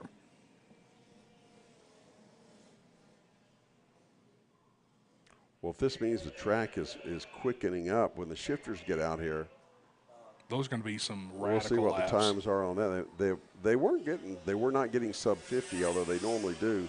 So we'll see if it's dry enough for that. Halfway through this time by 8 laps completed, 8 of the 15. So we're a little over halfway. I can't help but say that every time I say halfway. Well, it's a little more than halfway. Yeah, it's the compulsive in me. Carry the 2. That's right. Yeah. Or wait till they're in turn, midway through turn 9 or something, or turn 8, and say, okay, now that technically was halfway. 17 corners make up the course here at Atlanta Motorsports Park. 0.8 mile facility here, the smaller of the two here at the Atlanta Motorsports Park. Of course, the full track 2 miles. You'll see those big cars out there making their passes throughout our coverage and broadcast here.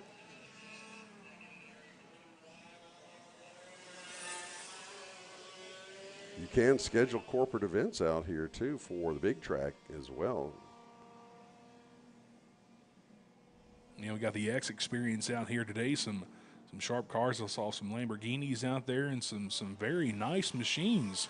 You saw here throughout our broadcast as our leader encountering lap traffic. He'll get by there safely, no issue at all. I believe that's James Schoen in a 384 that he just passed by.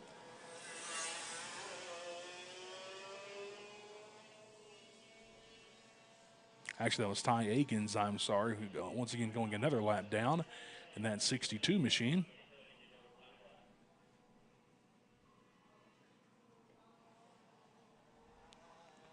He just throws that car. He to is. the corner, He's not being conservative at all on that entry.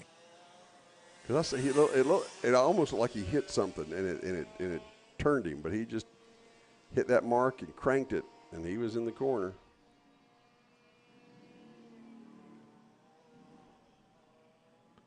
Now, these karts definitely have feel. You definitely feel what's going on, so you can do things like that. Because when you're sitting, you know, an inch off of the road surface, right? Yeah, you're gonna feel.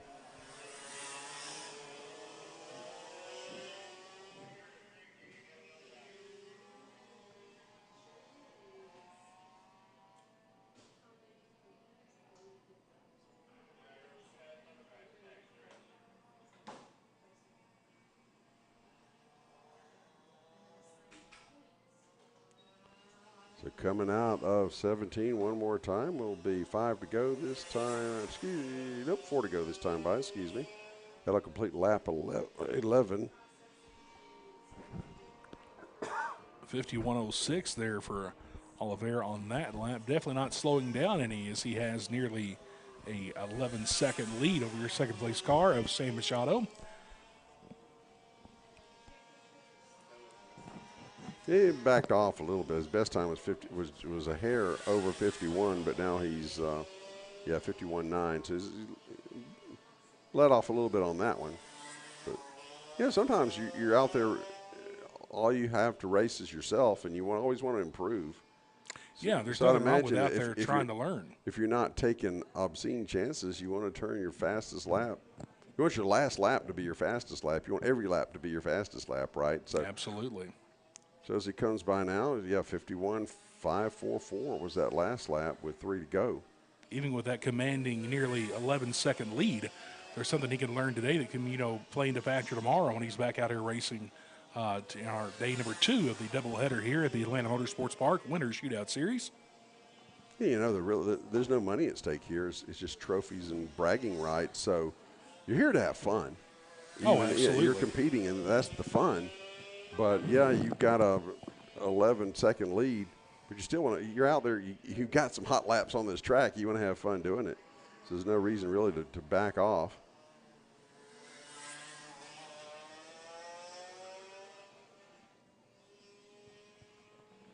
So this time by, Leonardo Oliveira will get the 2 to go. 2 to go here. And if he can hang on for another 1.6 miles, he'll bring home the hardware for today's victory in the final. And he's a tag senior. Now our master, Mike Conrad, he's in the number 19. He'll win the master class, as nobody else seems to have scored.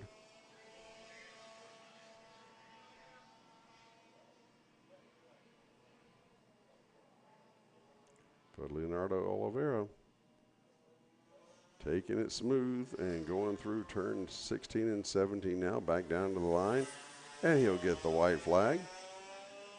1 lap to go for your leader, Leonardo Oliveira. That car number 340 machine, making it look easy here this afternoon in this final for Tag Senior and Tag Master.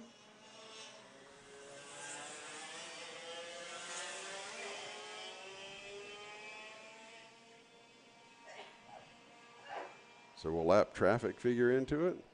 It definitely could with a commanding advantage, though. I wouldn't think it would make that much of a difference, but you never do know when you encounter that car in the wrong area. It could make up crossed up ways, make contact, and could take you out of contention. Let's hope that doesn't happen, at least for Leonardo Oliveira's case. No, I think this is going to work out just fine, especially with just that little portion of the track to go. At that point, I believe you just let that lap car be his own and take it easy. And there you go. And that's the way they'll finish. So there's your winner, Leonardo Oliveira. Let's get a final interval, though, between them. The winner and second place, Sam Machado. He should be coming around at some point. There we go. He'll come to the line, and we get, what, 15 seconds? So 15.13. Healthy margin of victory for Oliveira. And that will wrap up the tag seniors and the masters. Conrad, actually, by virtue of staying ahead of Oliveira, will get another lap. Yeah, he crossed the line exact same time. He took the white flag, technically, so he'll be able to come back around and get another lap in. One more hot lap, that's always good. So there's the view of the kart racing building here at Atlanta Motorsports Park. This is where you come, and there's a desk down there. You can say, hey, I want to drive those 55-mile-per-hour arrive and drive karts, and they'll hook you up, and you'll be out there doing stuff like you just saw with these guys. And now we're going to get another of those Art for Money drone shots. I see it dropping into place in front of the paddock. There it is. That's our drone game. We'll get zoom in nice and smooth. So here we go with the Lo206 Masters and Seniors. Got an 18 kart field going out for this 15-lap final. And they should be yanking those cords pretty soon and getting them started. It looks like those will be slicks on these cars. There you go. Nice. Good view of them there. See, I completely forgot to check. Again, out of sight, out of mind, but yep. Wow, what a great field we have here. The staging area packed full for these karts. It just did like once, but during the actual race it's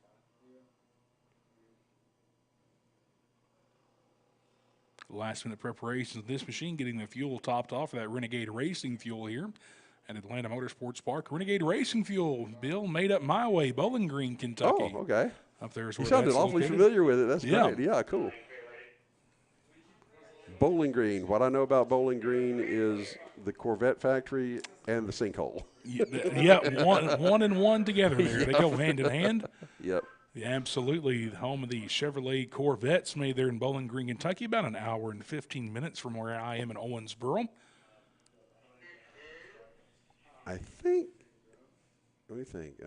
Do I drive through there on the way to Indianapolis, or was it? No, you'll go through Louisville on Louisville, your way through. Indiana. I remember going by Bowling Green somewhere with Will, and we were talking about that. About that, what happened. But yeah, that wouldn't. Yeah, you'll go through Bowling Green, then up 65 through Louisville. That's exactly where you'll go. Okay, so yeah, yeah. okay.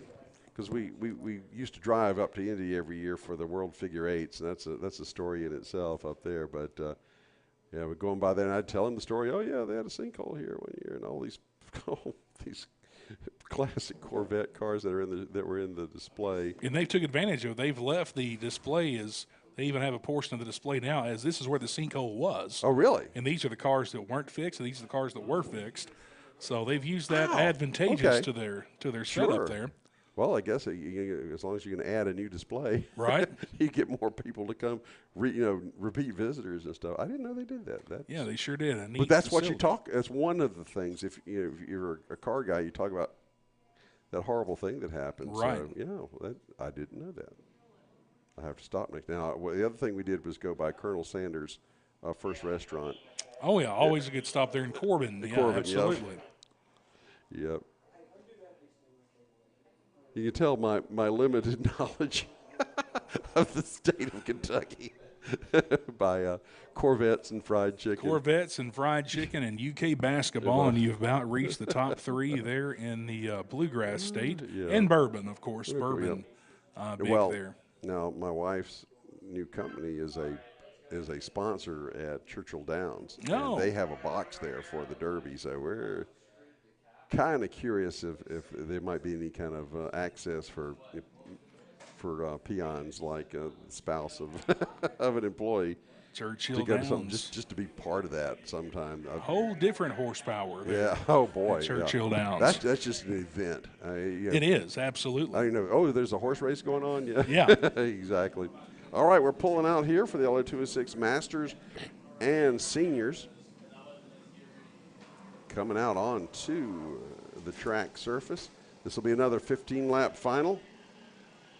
As you see them going in and out, swerving, getting heat and built up in those tires. The temperature dropping here this afternoon here in Dawsonville, Georgia, as the day goes on. Oh, a spin for the 871 already getting warmed up here. Side by side, getting heat, like I said, in those tires, getting ready to go. The more heat, the more friction you have in those tight corners here in the 17-corner course of Atlanta Motorsports Park. Yeah, spinning on caution is usually not a good look. Maybe that's just one way he's trying to get heat in the tires. But Full cycle there. better there than under green, I suppose. Absolutely. Or you could do a Montoya and run into the jet dryer. Yeah, that's always out there for possibility as well. No jet dryers out here at Atlanta Motorsports Park. Well, we'll probably get one out there if he could. He'd just like to have one, I think. But here we Right. go. Coming down for the green under the inspection of race control. And yes, We we're are gonna get going. green. We're underway. We are green, and here we go. As our Ryan corner- Fiorentino was your winner from the previous, right, from the pre-final. Yeah. He shows us hitting the line first. Let's get a lap underneath us there. 4 wide going up the hill out of turn number 2. Getting a little hairy and getting a little close back in the pack there, Bill, as they try to make their way. 15 laps seems like a lot, but it goes by quick. So definitely want to get track position as quick as you can when all the carts are bunched together. It's a lot harder to gain it back than it is to lose it in the first place. Oh, yeah. So the less you lose, the better off you are. As here they go motoring off into turn number 9. A little bit of jockeying back in the pack. Somebody got way wide, got above the rumble strip. Got corrected and got back in line, but lost a pretty good amount of track position, looks like. Now they're all single file for the moment. Got a leader broken out by, gosh, a good 8 cart lengths or so as they come out of turn number 17, come down to the line, and that would be Danny May. Danny May, Ryan Fiorentino, Juan Pablo Garcia, Brant Estes, and Banu Yedla. Danny May, our winner from earlier in the pre-final, on that 3-wide finish. We saw Danny take home the win. Great racing in our pre-finals. If you missed it, go back and take a look at this broadcast later on in the week and see all the racing here from the Winter Shootout Series of the Atlanta Motorsports Park. Once again, your leader, car number 9. That's Danny May, Ryan Fiorentino in second, and Juan Pablo Garcia in third. Danny May had it going all his way when all of a sudden, speaking of spinning out, there goes a spinner into turn number 9. He hit a bad spot, and it ended up costing him.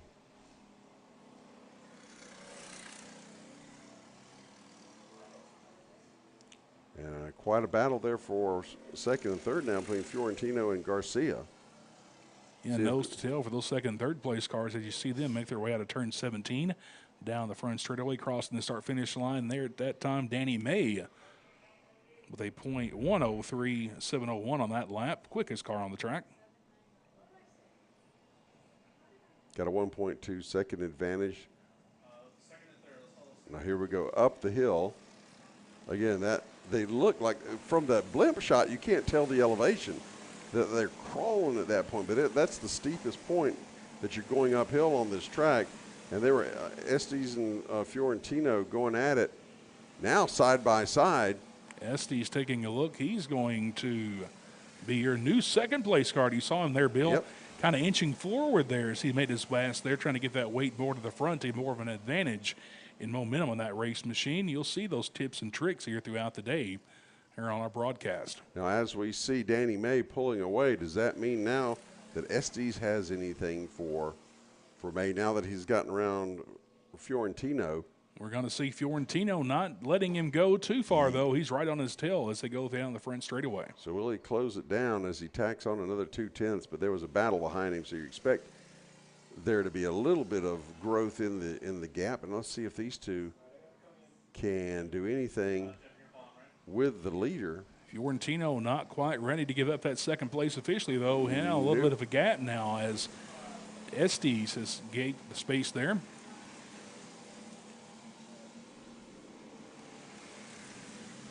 Now is not the time to get so aggressive that you lose contact, which can happen, but let's see. Fiorentino's going to try to hang on there with Estes. Estes now on the hunt to get Danny May.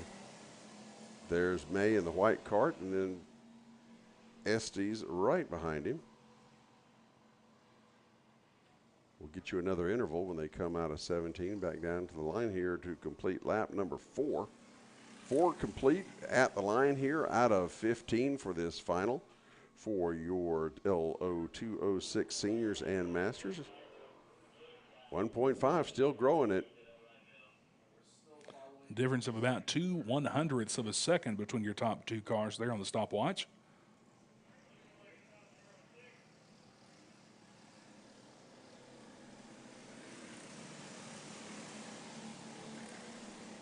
And that was their best time for both of them. So they're going at it, but now with the lap car in the way, that's not going to help matters any as far as catching up with Danny May, although it did not put any gap between second and third.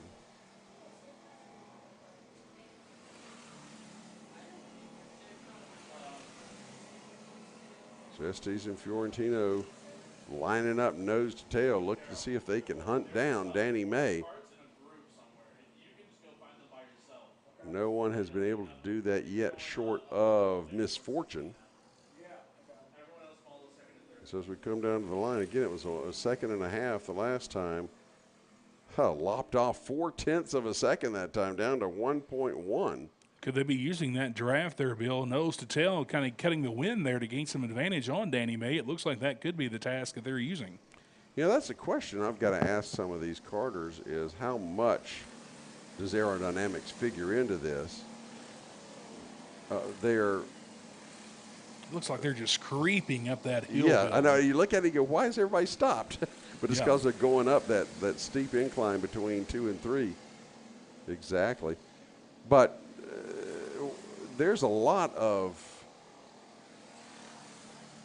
exposure to the wind, okay, because your body and your helmet, everything is sticking out there, and they've got the fairings and all, but these cars can't be super slippery, so that would lend itself to aero effects. Yeah, at times you'll even see the driver kind of lean forward to get that helmet out of the direct line of the wind. But I suppose if you see, what am I thinking of skeletons and crestas and bobsleds and sleds like that, you lean back and you get that extra speed, and they're not going as fast as these guys are necessarily. Right. That or time maybe they are, but yeah, it does have an effect. 0.9 seconds, the difference between first and second. Your leader, Danny May, second place, Brent Estes.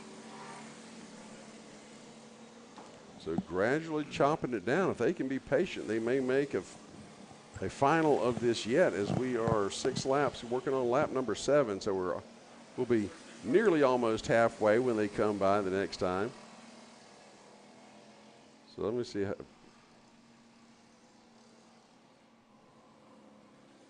So we'll hit the line here, and if they're running 1 minute, so about 30 seconds after this point, we'll be technically halfway.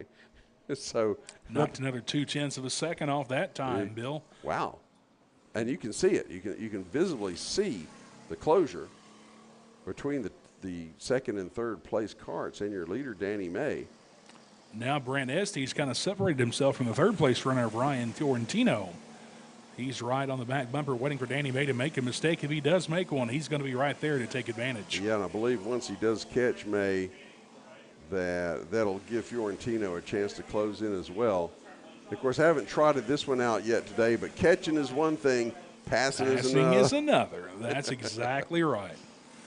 And he's looking back, Danny, is to see exactly how far back Brand Estes is, and there's not much of a gap at all now. Nose to tail, giving you a little bump into the corner there. He didn't have to turn his head very far to see where he was. He did felt it that time. That's true. The old chrome horn as they come out of 17 now to complete lap number 8. We're given the halfway signal at that point.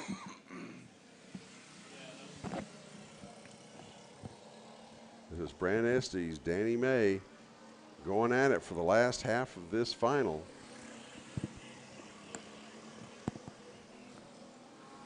Now he could be faster than May, but is he fast enough to get past him? That is the question.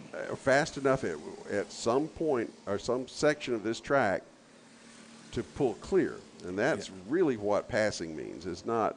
And that is what he's doing right now to find out where his kart and where he is better than Danny May, where he can make that pass as he looks back once again. You can watch a track, say, like Martinsville, or a track like the street circuit in Monaco, right, from the Grand Prix Monte Carlo, that Grand Prix of Monaco, that sure you can catch them, but the passing points. That's what the real critical play is. Yeah, are you as competitive or faster than they are in those passing points? Sometimes you are, sometimes you aren't. Right now, Danny May still holding on to the lead, down to 0.25 seconds, quarter-second difference between the top two karts. As third place, Ryan Fiorentino watches from third. He's trying to hold on to it as Daniel Mitchell closing in fourth. Man, he was sizing him up going into 3, going up that hill. He was. I saw that going on. I said he's got to move on him, but they're going up the hill, and you're not exactly going to get a surge at that point. No. But if you can conserve that momentum coming out of 2 and use that towards going up the hill, you can make a competitive move up, and I have seen that, and that may happen yet. And they both got past those lap cars successfully, no issue at all for those top two karts. What about Fiorentino? He's lagging back there a little bit now. He's something like 1.2 seconds. Yeah, it's a two-car race at this point, unless they make contact or an incident. Fiorentino kind of watching back there, best seat in the house besides what you're seeing here on our live broadcast. Heading in through the turn there, nose to tail. So here's where we saw it before. He looked to the inside. He goes to the inside. See, and he makes some progress on him, but again, he's going uphill. And when he gets to the top of the hill, he's really in the wrong spot there. It's not going to be competitive or not be as advantageous to him there. If May were giving him a line on the other side to get up, he might be in position to do something. But yeah. May's still looking back. But that's interesting. He must be getting through 2 better than May is in order to even to make that kind of progress going up the hill.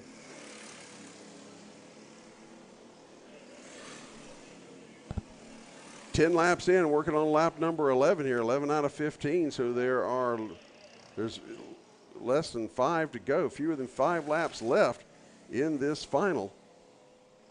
And here we go, coming out of 17 again. Here is Brand Estes giving it a look. Now, the other thing is he just testing things out? Is he going to make his move at the last minute just so that May has no opportunity to retaliate? We saw that earlier happen in races this afternoon in the pre-finals. Could that be a move out of that textbook? Yeah, that's true. That 3-way finish we had, 3 wide. Nose to tail, maybe taking a little bit of a higher entrance in through the King and through the S's there. Now they're nose to tail heading into the corner. We have every reason to believe that Brand Estes is faster than Danny May. He's shown that, but it's a matter of Danny May making that kart as wide as he can. Caught that lapper at a good point too. Did not hold him up at all. Of course, the lap kart getting out of the way as well. That lap karts may not figure into it the rest of the way as they come down to the line to complete lap number 12. There'll be 3 to go at this point. So now that time by May about a 10th and a half quicker than Brant Estes. You have to wonder, though, if it had anything to do with that lap car that they got past. Now they're both leaning uphill, trying to get that momentum up the hill.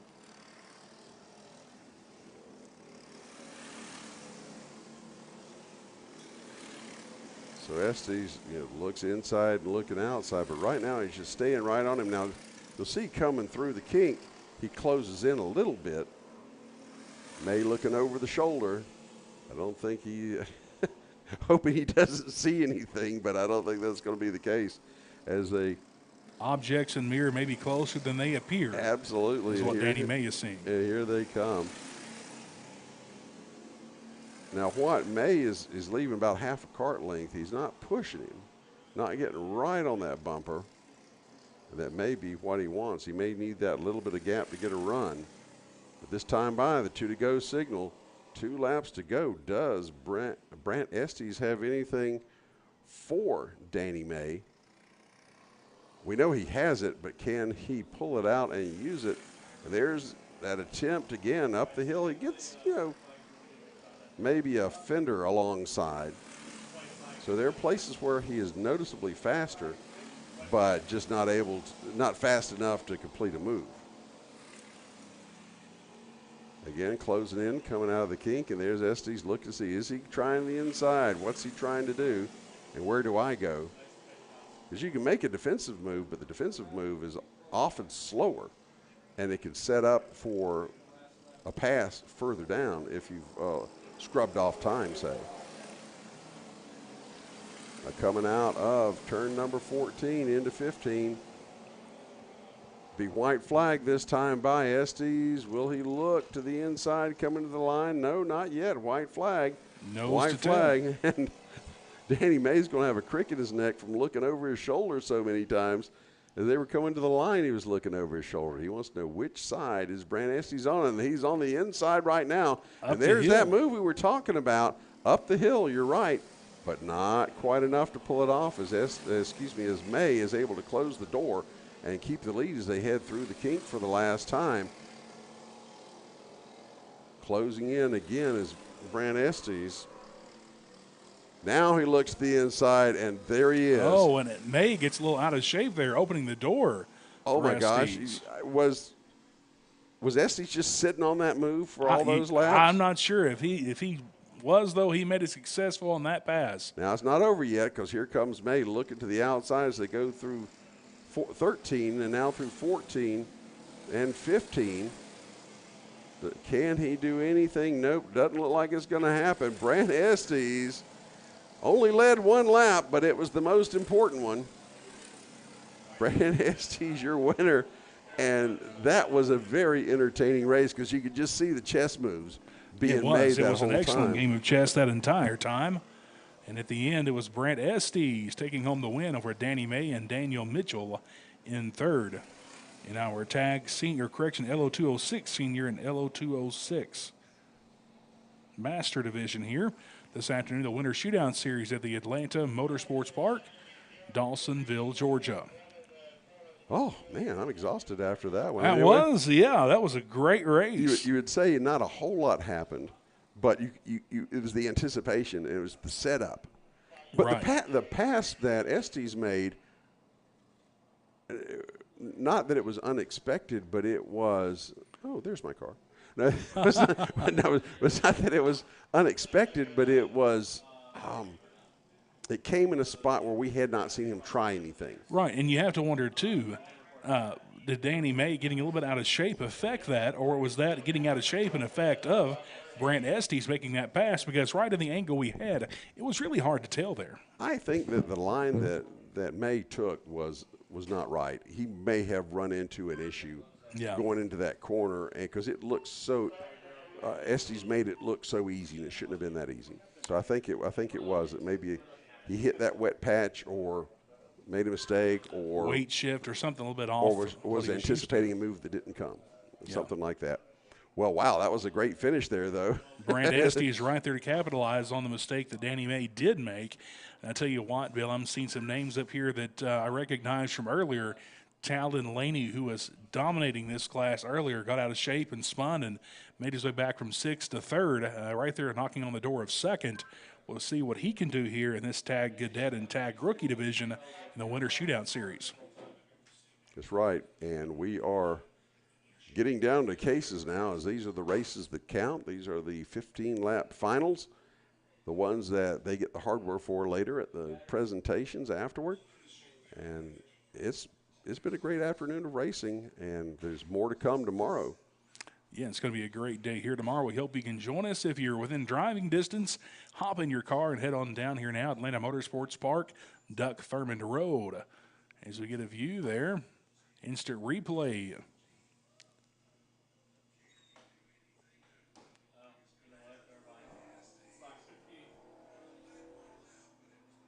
I think that was after That was Estes had after made the the pass. move. From what I just saw, unless you had a better video. But we had a heck of a move, heck of a race.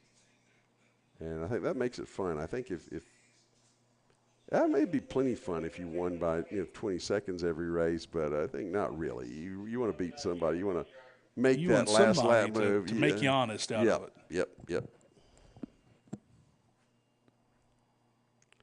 All right, so coming up, as Blake said, the cadets and the tag cadets and the tag rookies coming up. Got a 10-kart field coming up, and this should be another good one.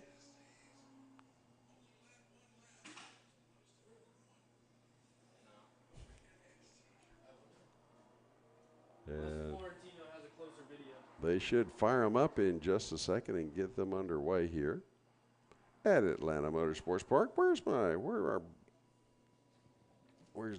the stuff, the copy? I was looking for. I wanted to talk about. Did you have the copy? Yeah, on right there. Oh, there we go. On the let's see. This one. Nope, they didn't include that on this. I was going to talk about the driving school. That was an interesting one. I don't have the exact copy. I hate to talk out of school, so to speak. But you can find out all the information you want about Atlanta Motorsports Park at our website. But there is actually is a defensive driving school here. It's called DriveWise, I believe. I'm getting that confused with the Allstate application.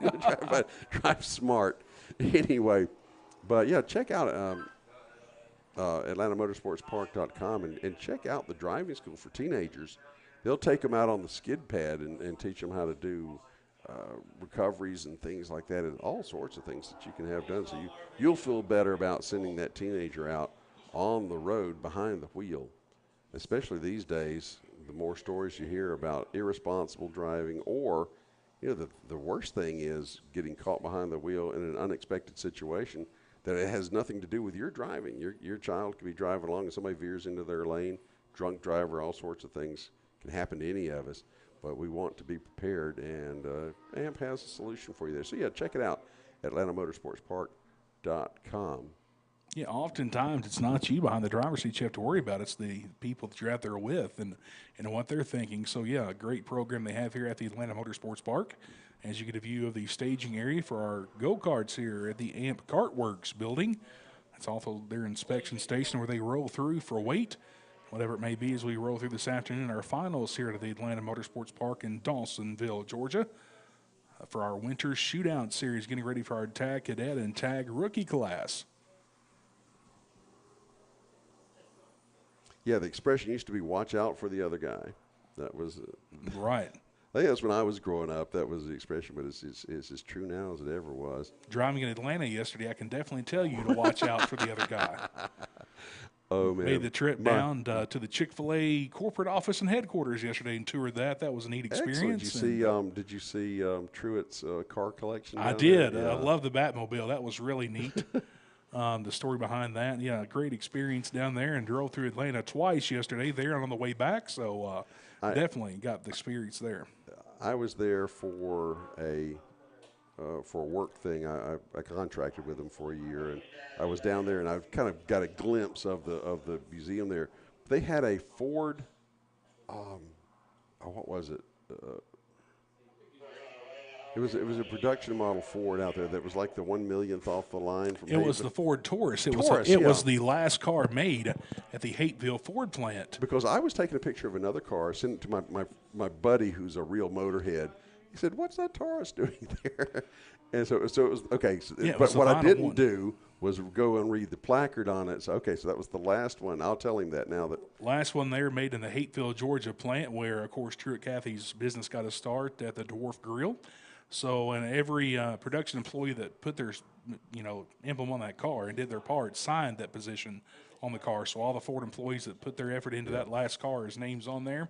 So definitely a neat option to go to down there, and a great exhibit they have down there. 2-hour tour is what we took. Wasn't quite Gilligan's tour, but it was great to go down there and experience that. I like that. I like they had a full-blown restaurant down there with a simulated drive-through. Yeah. To test, they test all their stuff down there. They've got quite the operation with Chick-fil-A. Absolutely. They know how to run things. I like the people there. Corporate folks are just as nice as the kids behind the counter they are. when you go into the store. So, And a neat story, you talked about the moonshine still from earlier. You'll find this on the tour, but when True Cathy bought that property in the 70s, it's 100 acres is what he bought. There were 3 moonshine stills on there. And an interesting story is really? that that was the biggest moonshine operation there in that area. Of course, moonshine being illegal at that time. Right. It had it right there on his property. So it really is. He left one just for nostalgia.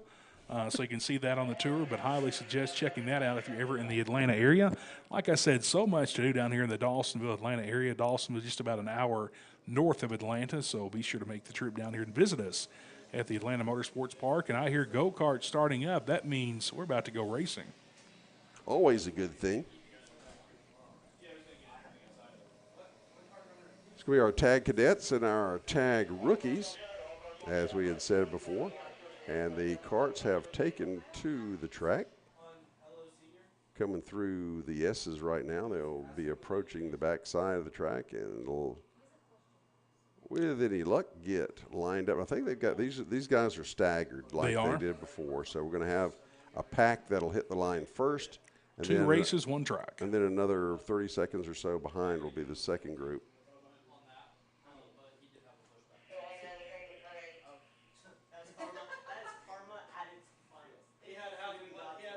Let's see if we'll be getting the green flag this time by. So the first 4 are going to. Not that time.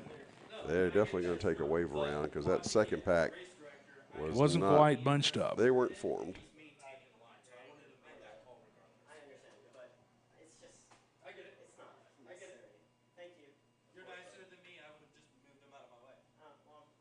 Well, so we thought, but it looks like they're all bunching up now.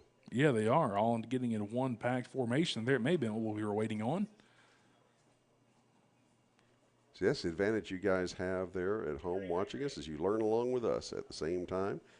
Going to give them one more pass around, get lined up before we go green flag racing in our tag cadet, tag rookie class here in the Winter Shootout Series. We appreciate you tuning in for us here today on our live broadcast. So we got Talon Laney, Ruben Greer, and Callan Berghofer. Those are some heavy hitters from earlier. Our first race. And this should be fun to watch as they come back around to the attention of the starter. They'll get the green. They come out a pretty good clip. Before they got the green, and there they go into turn number 1. Pretty easily getting into single file. We got to spin your 4th place car. As soon as I say that's going to be the 99 of Mateen Fanayan. Just like that, he'll lose a good bit of track position, but we're underway. Lap 1 of the 15-lap final in the tag cadets and rookies. Now, Talon Laney, your leader, number 48, he's a cadet, whereas Callan Berghofer is a rookie, as is Francisco Puerta. And who else we have here? Ruben Greer is also a rookie. Now, that's the way they're showing up on your screen. The ordering is a little wonky as far as the position goes, but that should be the running order. As Laney and Berghofer take it into turn number 16, and then through 17, we'll come to the line. Maybe we'll get a little more clarity in our lineup as we come by now. There we go. It's Laney, Velarde, Durst, Carvalho, now Berghofer, and Puerta, your top 6. All right, so Laney and Velarde are cadets, as is Durst. So your top 3, 1, 2, 3, those are cadets. Rookie class is the 4th place. Carvalho followed by Berghofer and Puerta. Those 3 are rookies, as well as Ryan Perez Ruben Greer and Arthur Natapayan will be are also rookies. So cadets are our top 3, and that may be the race that we were looking at before with those guys. So here we go. Already one lap underway here, and we're looking at Laney and Velarde take it into turn number 16 now for the second time. Similar to the last race, kind of a close battle there between your first and second place car. The second place car of Velarde keeping Laney honest there through these turns here at the Atlanta Motorsports Park. About a 2.5 car length advantage now. Now this almost spinner, but Durst got sideways going through turn number 9, and that cost him 2 positions as Carvalho and Durst got underneath him.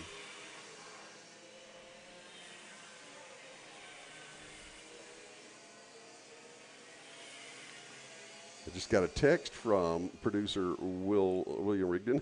He's listening. Not a pedian. He sent me a phonetic. I think I need to save that one. Thank you, Wilbur. Not a pedian. Yep. Okay, so Arthur's father couldn't get up here, so we got the next best thing is, yep. Shouldn't you have something else to do rather than watching this stuff if you're on vacation, Wilbur? He'll send me some other nasty gram in just a second. All right, so Talon Laney, Gabriel Lopez Velarde, your top 2 now. Laney about a 1/10 of a second quicker that time than Lopez Velarde in second. They're nose to tail, though, heading into the turns here. But you saw that closing going up the hill.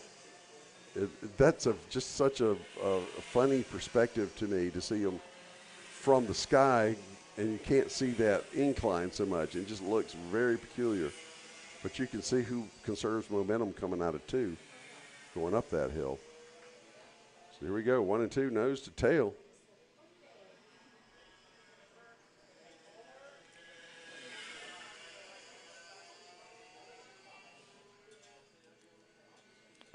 And just for the record, Arthur Notapedian is now in 9th. Now that I've been properly instructed. Nahapedian. Notapedian, that's right. Some are pedians and some are Notapedians. So there we go. Oh, we got was that a pass? I believe it was. If not, it was a challenge. Yeah. Coming out of. Yeah, new leader, Gabriel Lopez Velarde. Nice move there. It was so smooth we didn't even get excited about it. But that was coming through 1 and 2. And now under our position and going into the kink, it's now Gabriel Lopez Velarde and Talon Laney.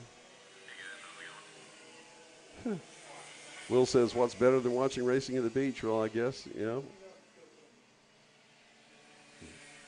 yeah, Daytona works that way too, doesn't it? Absolutely. All righty. So we've got the pass, and let's see, can he stretch this one out, or is this going to be a dice back and forth for the entirety of this final as we come down to the line, completing lap number 5. And that's going to be Velarde over Laney by 0.35 hundredths, actually, of a second. And there they go. You see them move their bodies forward. Some of them will urge it, will scoot, trying to get those carts up that hill as quickly as possible. And here they come out of 4 into 5 and 6 through the kink. Take that real easy 7 and 8, and then 9 is that hard left they'll take before they go into the Essies.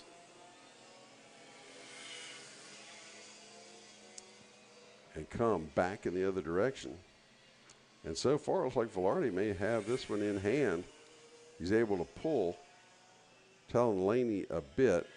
Laney doing his best to keep up with him, but still just not quite as quick as your leader, Lopez Velarde, as they exit the turn number 17 now down the front straightaway. We have a move now for third and fourth. It looked like there was a move going to the outside as they come to the line there. That's going to be Carvalho and Berghofer. Berghofer was making a move on Carvalho, but was not able quite to finish it off. At least I saw that in my periphery, because they're here coming through turn number 4 now.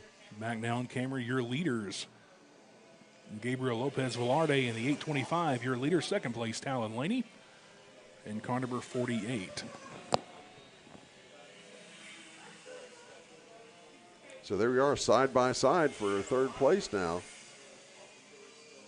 That's Carvalho and Berghofer still going at it. I'm trying to catch them as they as they come into view as where cameras are following the top two. Up, they kind of good separation there for now, them to be side by side just a few moments ago. Somebody didn't have the optimal line, obviously, being side by side, and it ends up costing them. We'll come to the line now and see where we stand. We still got Berghofer is your third place, and Carvalho is in fourth. Meanwhile, back up front, Gabriel Lopez Velarde still leading Talon Laney, but Talon Laney is not going anywhere. He's about 7/10 back, which isn't saying a whole lot at these speeds. And I think he's waiting, maybe letting the tires cool, maybe waiting for that mistake, or may just have something up his sleeve. You know, you can't make your move too soon because it leaves opportunity.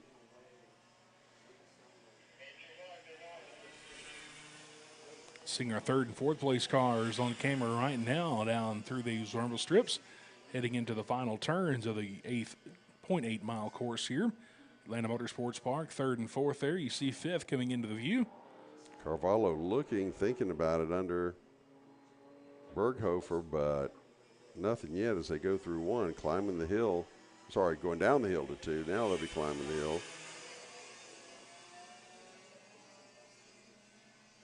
Creeping up that hill there.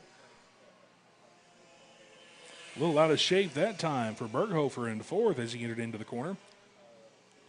Doesn't seem to cost him a whole lot because he's able to maintain about a 3 or 4 kart length lead as they head into 9 now. But there goes Berghofer, Carvalho closing in on Berghofer.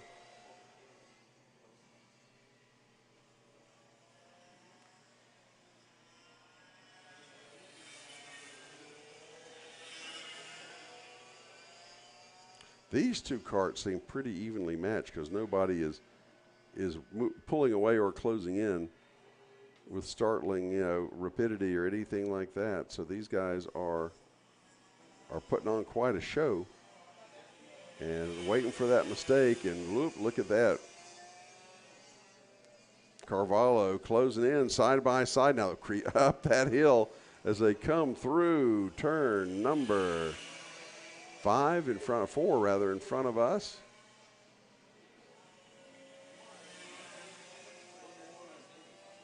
And that was a pretty nice attempt there. Carvalho not quite able to pull it off, but it shows he's got something in his bag of tricks. Yeah. How many times he can go to that, we'll have to see. We're 9 laps in. We're working on lap number 10, so there'll be 5 to go coming down to the line. So there's still plenty of racing time for Carvalho to pull this one off. But Laney, you don't want your opponent to know exactly what you've got up your sleeve too early. He thought about going inside that time, but didn't quite have the room as they come to the line to finish lap number 10. Our top two cars still separated by about 0.6 of a second. Your leader, Gabriel Lopez Velarde, second place, Talon Laney in car number 48 is keeping an eye on the battle for third. Right now it is Callan Berghofer in third and Isaac Carvalho in fourth. So again, you're looking at that third place battle. Berghofer in the blue cart, and the neon cart behind him is Isaac Carvalho. Carvalho has been working on him for the bulk of this race and has not gone anywhere. They've gotten side by side a couple times, but Carvalho not able to pull off the pass just yet, but he still has the better part of 5 circuits to get this done.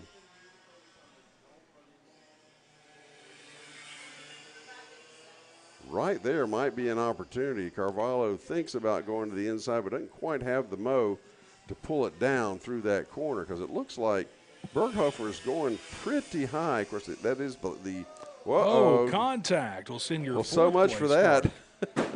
21, Isaac Carvalho goes for a spin. Ooh. got a little too tight there with him going in the corner. Didn't seem to cost Berghofer anything, but yep. Carvalho kept looking at that turn 17 move, but yeah, right there, got a little too close, and it's going to cost him.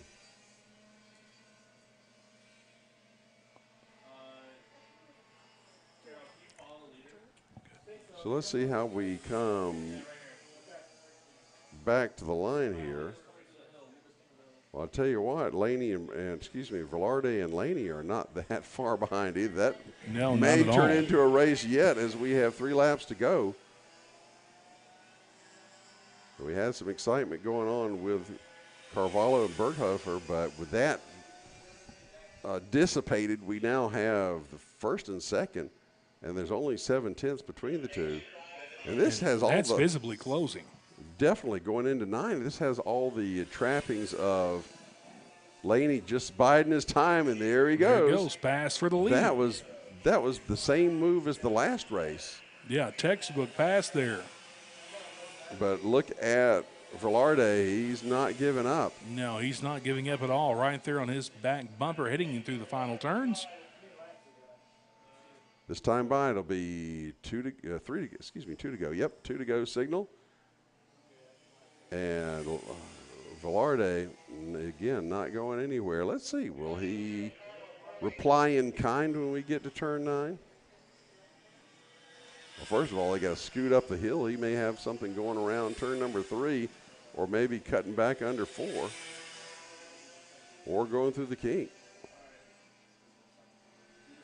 Although he's not closing in on it quite like before. Taking it wider going into Yeah, a little 9, different approach that time. Yeah, I think he's just kind of sizing him up. Got a couple more chances. Well, actually, one more chance in that turn. But we're less than 2 laps to go here. We do have a lap car that they are catching quite quickly, Bill, there through turns 15 and 16 right here. Is that going to make an effect? They're both, all 3 going to go through there. Looks like he will not. Looks like he'll get out of the way and allow those top 2 cars to get by. A white flag in the air, 1 lap to go. White flag. Does Talon Laney have it to hold off Gabriel Lopez Velarde for less than 1 more lap? He's looking over his shoulder. And look at Velarde getting position on the outside in 3. Nothing doing going through 4. Was that his shot? You've really got to have a head of steam, though, to make that pass coming into 3, going up that hill, as we've said repeatedly during this broadcast today. But look at him. Oh. Gave him a little nudge, looking inside, looking outside. On each of the S's, look to the inside. They crest the hill. He's right there. Is it going to be a move on 17? 16 and 17, it'll have to be as they complete 15. Here's 16 going up a little high is Laney, and here comes, Lopez Velarde. Will not going to be successful. Oh, no, wait a minute. He was there for a second, and then the camera changed, and there was Laney in front. Whoa, what a finish. How many lead changes were there that last few feet? Wow, what a finish there. Velarde had him, and then Laney came back and got him. What a finish there. Whoa. Man, oh, man, of Shevitz. Look at that. Here's the instant replay you're going to see as they take a look to the inside. I don't know. I think he may have been celebrating a little soon, just given that here was Laney coming. Heck of a finish.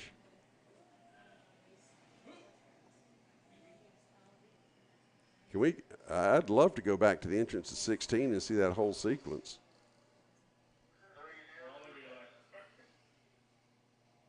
I don't know if they have that or not in our Disco Instant Replay. Oh, here we go, coming out of, this was the setup for the last half of that lap. And you see Laney looking inside, looking outside on each of those S's. And then here we go coming into, that's the beginning of that turn again.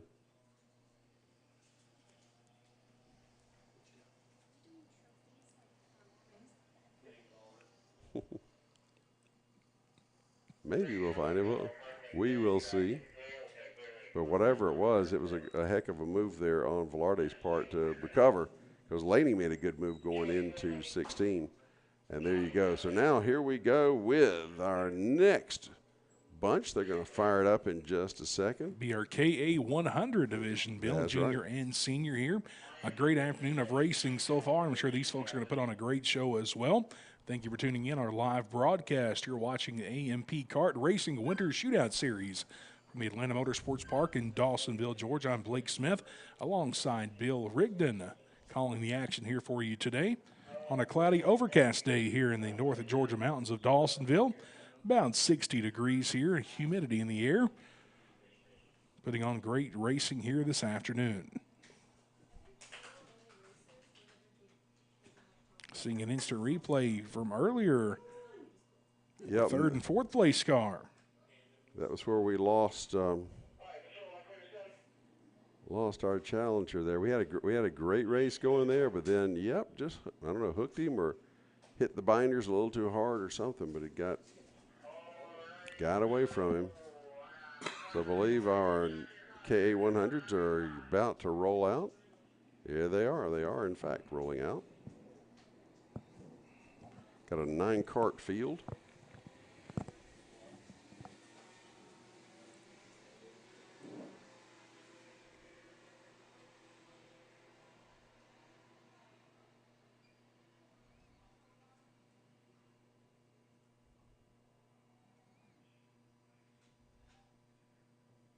Some familiar names you saw throughout the afternoon, Bill, in this race. You see Spencer Mass, also Sam Machado.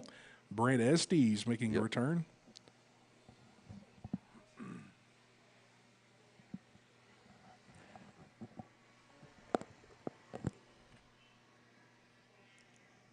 Again, this will be 15 laps. This is for all the marbles this afternoon.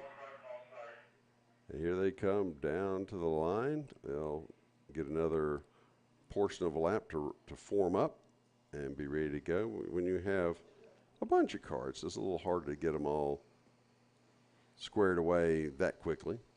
Getting heat in those tires, going side to side, back and forth, getting some heat built up in those race machines. Better traction into that turn number 1.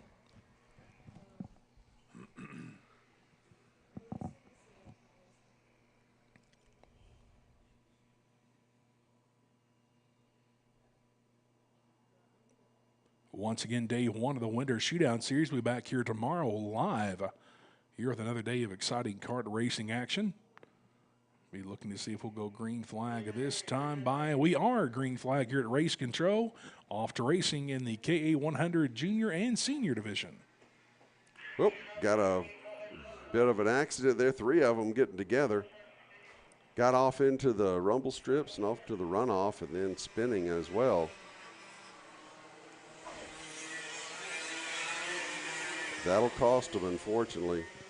But we got a breakaway at the front already. We'll get some names and numbers in just a second as they head into turn 9, now 10.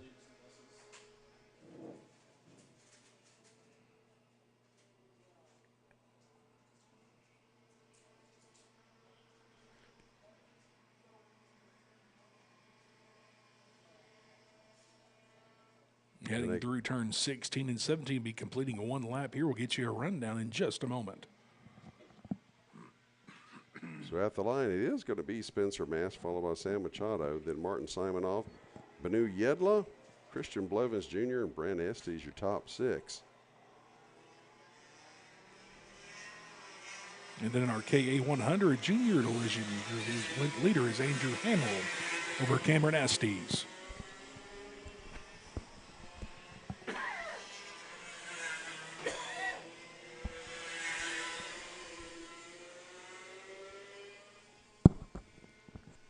Spencer Mast, your leader in car number 41. Sam Machado in second. You see Mast looking back to Machado, see exactly how far back he is. Martin Semenov in third.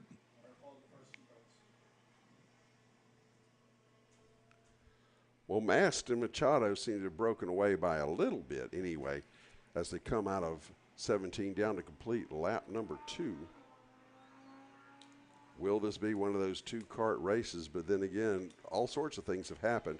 We've had last lap passes. We have last lap repasses. We've had spinners. We have all sorts of stuff going on.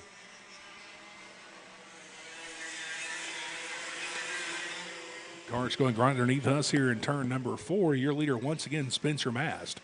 In car number 41, Sam Machado in second in the 06. Martin Semino in third in car number 26. And Banu Yedla in fourth. In car number 14, Christian Blevins Jr., your top 5. See all 5 of those carts there on your screen.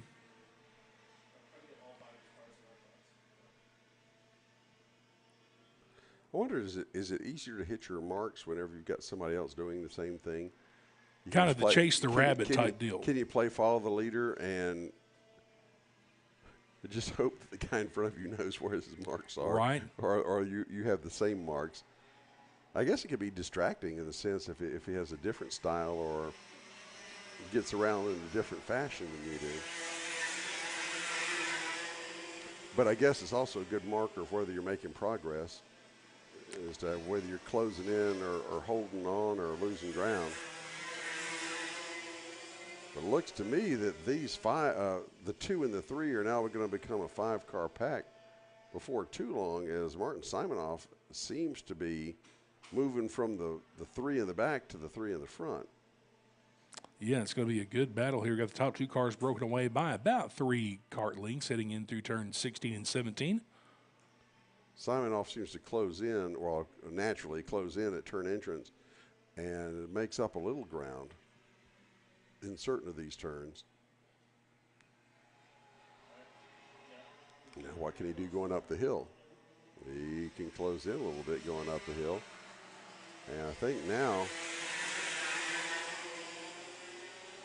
it's giving Spencer Mast a little bit of a breather. But as we've seen all afternoon, that kind of stuff doesn't last very long. Fanning out a little bit going into 9. I thought there might be a move. But now they are pretty much bumper to bumper. All evenly spaced, the top 5. As they head into 13 now and up that hill to the back side of the track. Through 14 and 15, and yeah, it's just it's a parade at this point going through 16 and 17 down to the line. Completing lap number 5, 10 to go in this KA 100 Senior final. The first junior is Andrew Hamill in 6th, by the way. And just as I say that, he is in 8th, as a couple of seniors got around him. Not quite holding that single file line there through turns 4 and 5. No, all taking a different variety of entrance, just like we are here. Right, as they go, they're checking it out. Oh, we got a little side-by-side action. Machado gets inside of Spencer Mast, takes the lead away.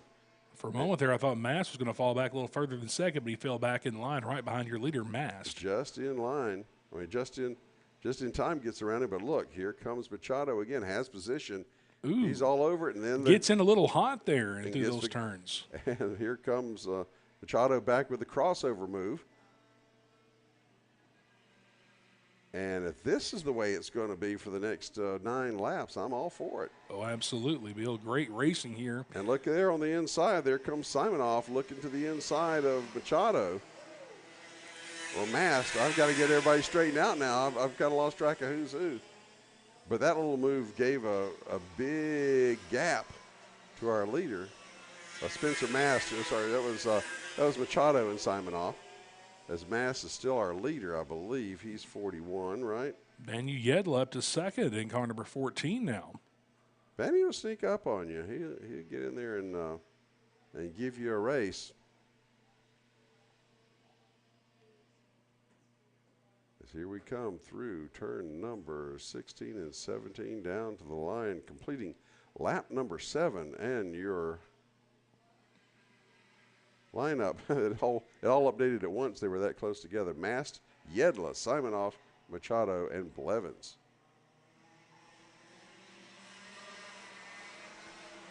So Banu Yedla is the surprise so far, or at least making up the most positions. If they had an award for most improved. And here comes Banu Yedla trying to run down Spencer Mast, although Simonoff looking to the inside of Yedla now. That time by Yedla, 0.3 of a second quicker than your leader, Spencer Mast. So he has the speed, but does he have the skill and the time to get up there and put a battle on for second? Well, this time by, they'll get the halfway signal, so they'll have 7 laps to sort it out between these 5 carts, putting on a heck of a race so far. And there goes Simonoff again, wanting to get it back from Yedla, but he's not going to do it this time by as they head down into turn number 1. Yeah, they're really closing on the entry there. It kind of lost on exit. Now we'll call it even keel heading into the next set of corners as the battle is on for second. Now as the 26 and Martin Simonov looked underneath. Banu Yedla, they'll all fall back in line. Well, now, what you see Simonoff doing is he's cut those corners down. I hope he's mindful of his tires and his brakes because they'll wear out pretty quickly. Oh, there he goes inside. He's got the move on Yedla. So he manages to get second back, and he's still hunting down Mast. Or did I get those backwards? Did he get around Mast as well? Now, I was watching Simonoff, but I think Yedla ended up passing Mast as well. We'll see here in just a moment as it crosses the start-finish line. This is Competitive group of 5. This is why we need spotters. Staff. Yeah, that Banu was. Yedla, your Okay, leader. so while Simonoff was getting around Mast, Yedla was doing the same thing to Mast. So Spencer Mast goes from first to third just like that, and even now look at Simonoff disappear back into 4th place. He's going to fall back to possibly to 5th, but he's back in 4th. They are all over creation. This may shape up to be the best race we've seen so far today. Pass for the lead now. And there goes Mast, I believe, back around Yedla as Simonoff disappears back into 4th. That would put, was that Machado, I guess, in 4th in that in the rainbow mask? Holy mackerel. All top 5 cars jockeying back and forth, putting on a well of a show. I may just take the headset off and enjoy this one. I can't call it because it's changing so quickly. But at the line, it's Mast, Yedla, Machado, Simonoff, and Oh, he puts it in there deep. The 26 car of Simonoff, Simonov yeah. tries to go for 2, loses 3. Did he pull it off the track or he cut away? Did something break? Whatever that did, it took Simonoff out of competition, but it also And that broke away our top 5 cars now to separate into 2 groups of 2 at right, looks. exactly. Put a big gap there. So now we're looking at Spencer Mast, your leader, looking over his shoulder, looking at Banu Yedla. And Banu pushing as they head into 16 now. It'll be 4 laps to go this time by. Banu Yedla pushing on Spencer Mast. Nothing doing here. And then Machado and Blevins not far behind. And given what we've seen,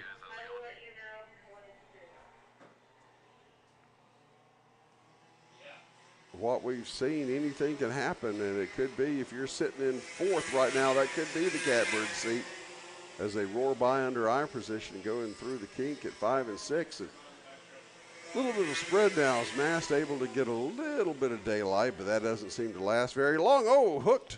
Banu Yedla got hooked on that one. Was able to recover, fell back substantially. Didn't lose the position, but going into that corner, he, I think, caught a chunk of Spencer Mast, and it cost him some time. But now 2, 3, and 4 all in one bunch. And there he goes flying up the hill again. Has he damaged something? Did he bend something? Could have bent something there, and it really took the advantage that he had there through the final turns of that lap. Because Yedla was had him in his sights, and then that had to happen. So Machado now your second place runner, and Blevins third. Banu Yedla even seems a little bit out of shape there on the exit of the corner. He may have bent something to affect the handling on that race machine as the battle is on now for second. Yep, Machado and Blevins side by side. Let's see what happens to Yedla going into 9. This is where it happened before. Is he able to get through it a pace? Maybe he's got it figured out, but that was unfortunate. He was ready to go. And then got a piece of Spencer Mast, and the beneficiary of all this has been Spencer Mast. He's opened it up. Let's get a gap at the line. We'll get an interval as we complete lap number 13. And I'm seeing, 1.3, 1.4 thereabouts is the gap now between Spencer Mass and Sam Machado. So for all this great racing, our leader may be the beneficiary because it's all happening in his rearview mirror. And we only have 2 laps to go. So the real battle right now, the one battle is for second place, Machado and Blevins. Blevins looking to the inside. He's got him going through turn number 10. Oh, contact. He blocks the door and shuts it. Yep, takes it back. Meanwhile, that gives Yedla a chance to hammer on the back end of Blevins. So we got Yedla looking to get one of those positions back that he lost. But there's Blevins looking inside of Machado. White flag, and Yedla looking behind both of them. They're side by side going into turn number 1. Down the hill, look at Yedla. He's going to take third back for the moment, but as they go up the hill, will Machado have a chance to get back? I am so losing track of who's who here. But Blevins is your second place. I believe that's now Yedla is third, and Machado is fourth as he gets Machado not able to get back around the Yedla that I can see. What a race we've seen here. It wasn't for the lead, but 2, 3, and 4 were just going at it and still are. It's not over yet as they go into 16. Coming down to the line, your checker flag is going to fall for Spencer Mass, but Blevins will be second. Yedla pulls it off, gets around Machado, finishes third, Machado fourth, and Brant Estes is your 5th place finisher.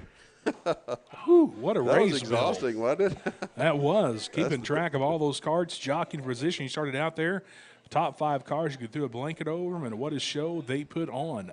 Yep, that's what we come out here for, is to see that. And I'm sure they were having an absolute blast doing that. Although I tell you that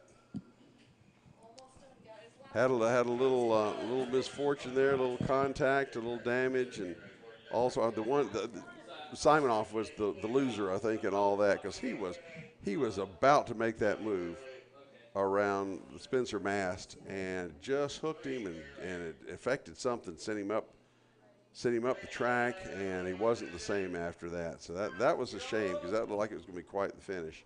So here we are getting ready for those shifter carts. Their final, their 15-lap final. And one thing I think we can say is this will be the fastest race of the day. They'll get around, if the track is dry and they've got those slicks on, we may see them try to get under 50 seconds on these laps. Here's a little bit of replay action. And action there was aplenty. And there's another good shot. There we go. Here they come. This was that up the hill, right? No, this is down the hill through 2. And then they'll Takes come it back in there, and to avoid making contact, just takes a hard left-hand turn and spins it. A great control by all of those drivers not to have more competitors involved in that accident. He found himself in just a bad spot on the track, trying to get underneath going through 2, and that was not the right place to do that, because you got a lot of mow and a lot of speed carrying down into that corner.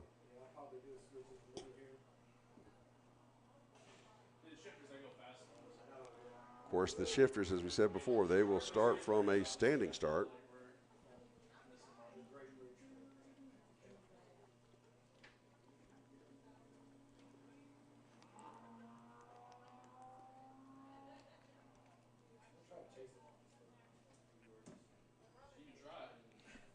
Bill, this will be our last final of the afternoon. Man, this afternoon has just flown by. Great racing, but if you have the need for more, we'll be back here tomorrow for day number 2 of our doubleheader of the Winter Shootout Series at Atlanta Motorsports Park. Here's a great view of the start for the shifters from our sky cam. Excellent drone shot there as we follow them around. Nice thing about having a twisty track is you can kind of cut the corners and stay with the action pretty easily. For sure. As here we go, underway, Daniel Perez, Robbie Campbell, and Osley Cheek. Perez takes off and is gone for Just starters in much of anyway. the same fashion that he was in the pre-final earlier. Yep, except Daniel that's, Perez put on a clinic. Actually, that's okay, is that 412 or is that 582 in front? I think that was actually Campbell taking off. Let's see. We'll get the next shot we get where we can get a look at the plates on them. That will be Perez. Okay, okay. I got it from the alien view on the, Yeah, on the that's lens right. there. Okay, we got Perez and Campbell going at it in this shifter final.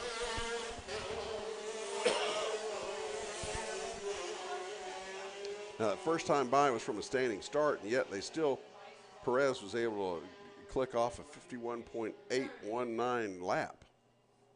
So now they have a flying start on the lap 2.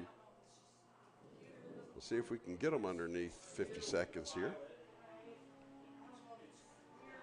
as they crest the hill through 13. Head on the backside. Man, those carts fly, don't they? Coming out of 17 for the second time down to the line. It's going to be Daniel Perez. Yep, 48.879. Wow, what a lap. But it 0.8 also mile shows course. the track, well, the track is drier, and Yes. it definitely makes a difference, and conditions make a difference. Humidity helps with your carburation too, right, or intake.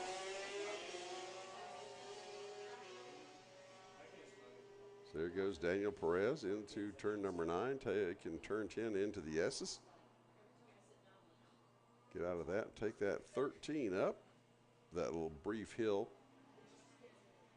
That little quick kink in 14, and then 15 is a sweeper, and 16 and 17, those combo turns that wind up on the front straight and back to the start-finish line where he will complete lap number 3. Osley Cheek off the pace earlier in our pre-final, but he's found some speed in between these brakes. He's right there in the time, actually quicker that time than Robbie Campbell. Osley Cheek in third in cart number 77.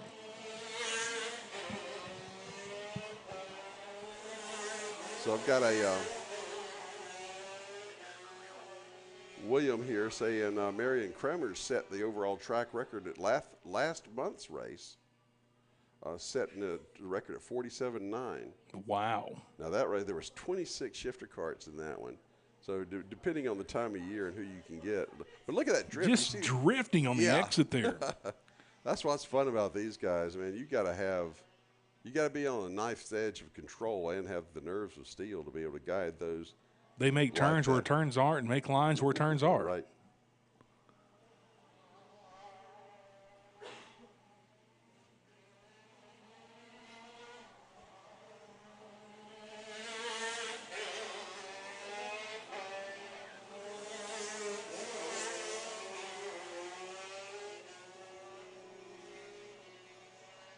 Four-second advantage that last time by for Perez over Robbie Campbell. And then about a 1.1 second difference between second and third for Osley Cheek in car number 77.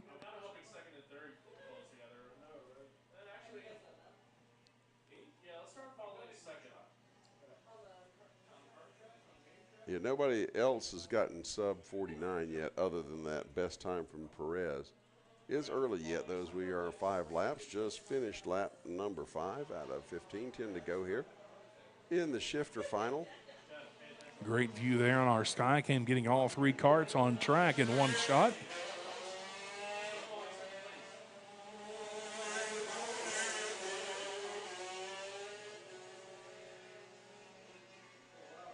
But I think my favorite shot is this one that's going to come up as he glides through 14. Whoa, got a little crookedy there in 10. Yeah, a little slideways.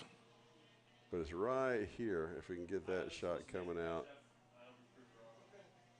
Nope, maybe next time. There's always there's always tomorrow. And there we go, finishing lap number 6. That'll be Daniel Perez, your leader. The gap now 4.9 seconds, just about 5 seconds back to Robbie Campbell in second. Osley Cheek just behind Campbell, about an 8/10 of a second, 8 or 9/10 of a second gap back to him. So there's your shot showing where second and third are. And then we'll see Perez coming out. Go ahead on the back side of the track already, I imagine. We'll see.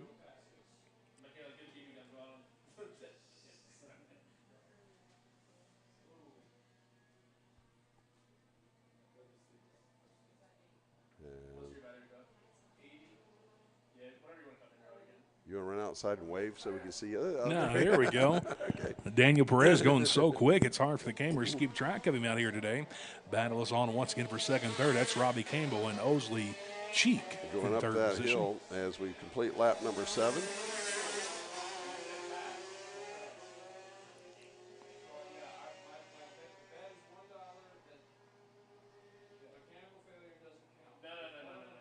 So we'll see if Osley Cheek can do anything with Robbie Campbell. So far, he's staying about for about a 6/10, about half a second behind. As they go sliding through 14. Looking, looking, looking. He's not going anywhere, that's for sure. And so he's going to keep Robbie Campbell looking over his shoulder. As we've completed 8 laps, we're halfway through. Halfway through this 15-lap final here in the shifter class here at Atlanta Motorsports Park. The last final of the day, and it's been an exciting afternoon of racing so far.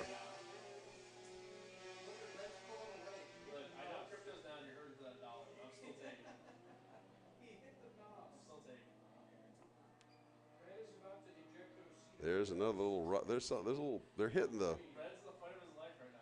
rumble strips. I think going through the S's a little more than they mean to. But boy, that upsets that kart visibly.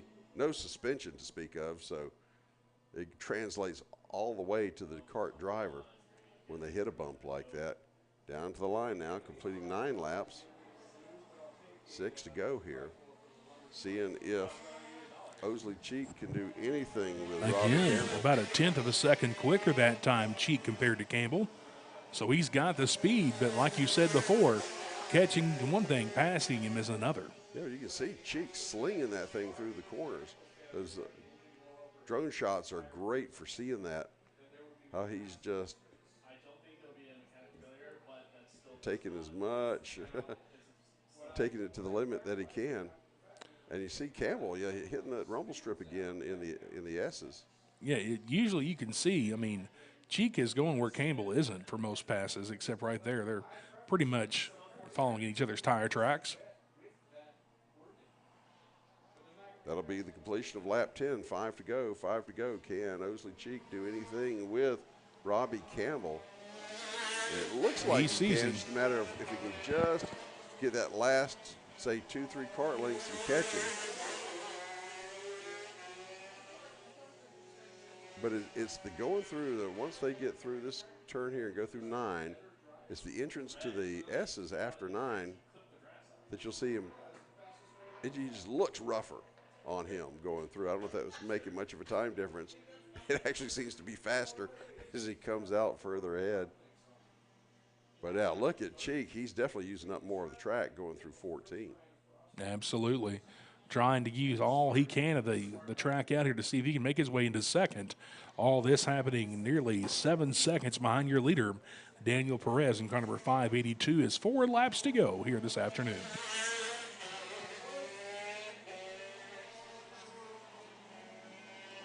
It looks like Cheek's got a little more of an advantage on the front part of the track, or the first part.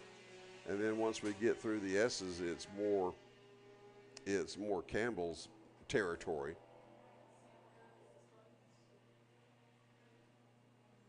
Yeah, you definitely see Campbell using up those rumble strips. He's making those S's as short as possible and as straight as possible, even though he might have to take a lump or a bump to get through it.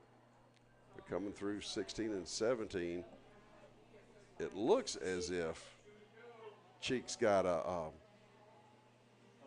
got him closed in on, but then he backs off or gets pulled away on a little bit.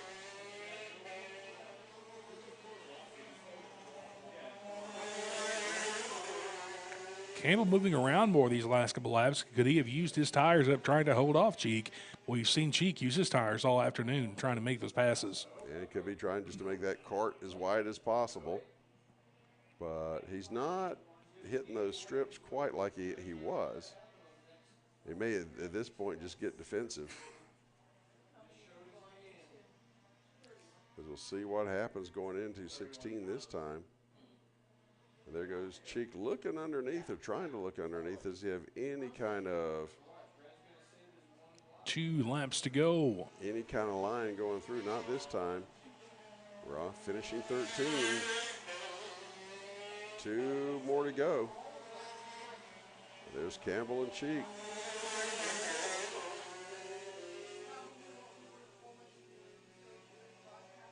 Coming through turn number 9 now. The little gentle bend into 8, and then here comes 9 and 10. Slinging it through those S's.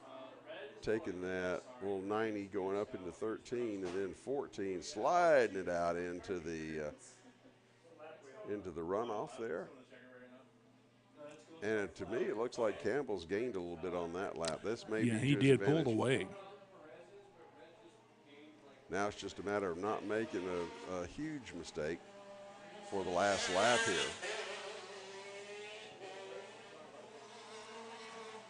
He's getting a little sideways, as you say, going through 3. That's pretty good to get it sideways going up that hill. And he looks like he's got more of an advantage going into 9 than he has in the past several laps, which will work to his advantage as they work through the S's here. 13 for the final time.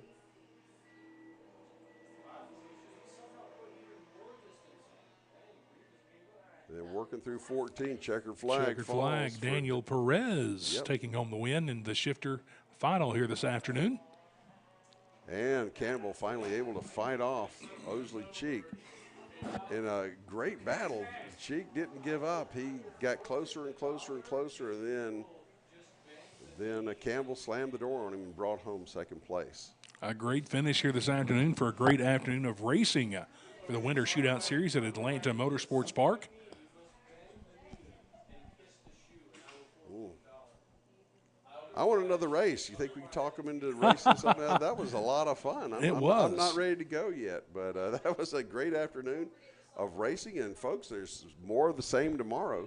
Same bat time, well, I'm not sure what time it is, but definitely the same bat channel for you guys. If you want to come back and check on this channel tomorrow for the Sunday afternoon edition of this shootout, the winter shootout here at Atlanta Motorsports Park. And Kart's always put on a good show here, and the shifters were no exception.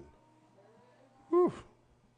Great afternoon of racing. We appreciate you joining us here in our live broadcast. Like Bill said, once again, join us here tomorrow for day number 2 of the Winter Shootout Series here at Atlanta Motorsports Park, and make plans to come down here throughout the week and any other weekend that we're not racing and take advantage of those arrive and drive karts. We'll have podiums here in just a few moments with our top finishers from all the classes here this afternoon. All right. Well, now that we're done with the racing portion of this, any comments on your first exposure to the karts here now? Bill, I really enjoyed it. It was an interesting, different perspective than those turns 1, 2, 3, and 4 that I'm used to. So adding 13 to it definitely was a different perspective, but I thoroughly enjoyed it, and I appreciate the opportunity and look forward to it again tomorrow. It was definitely great working with you. Great to be back here.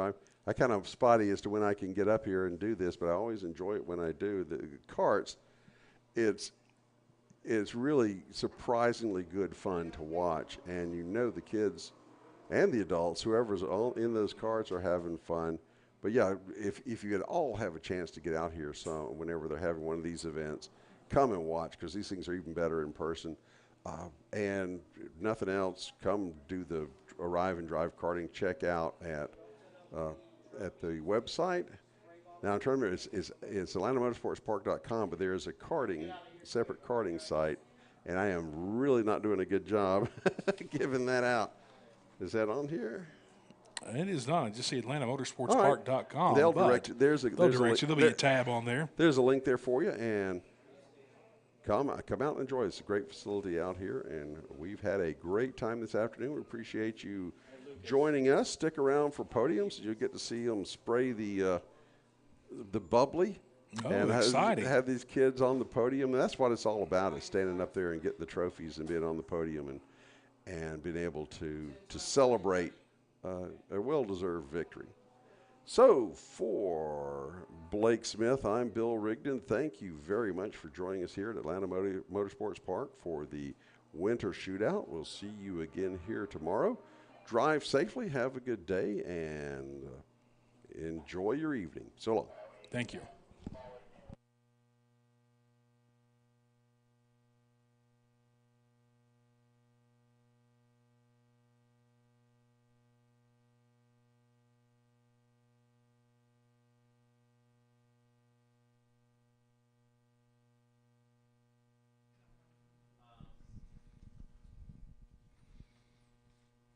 Podiums will begin in 5 minutes. 5 minutes, and our podium ceremony will begin.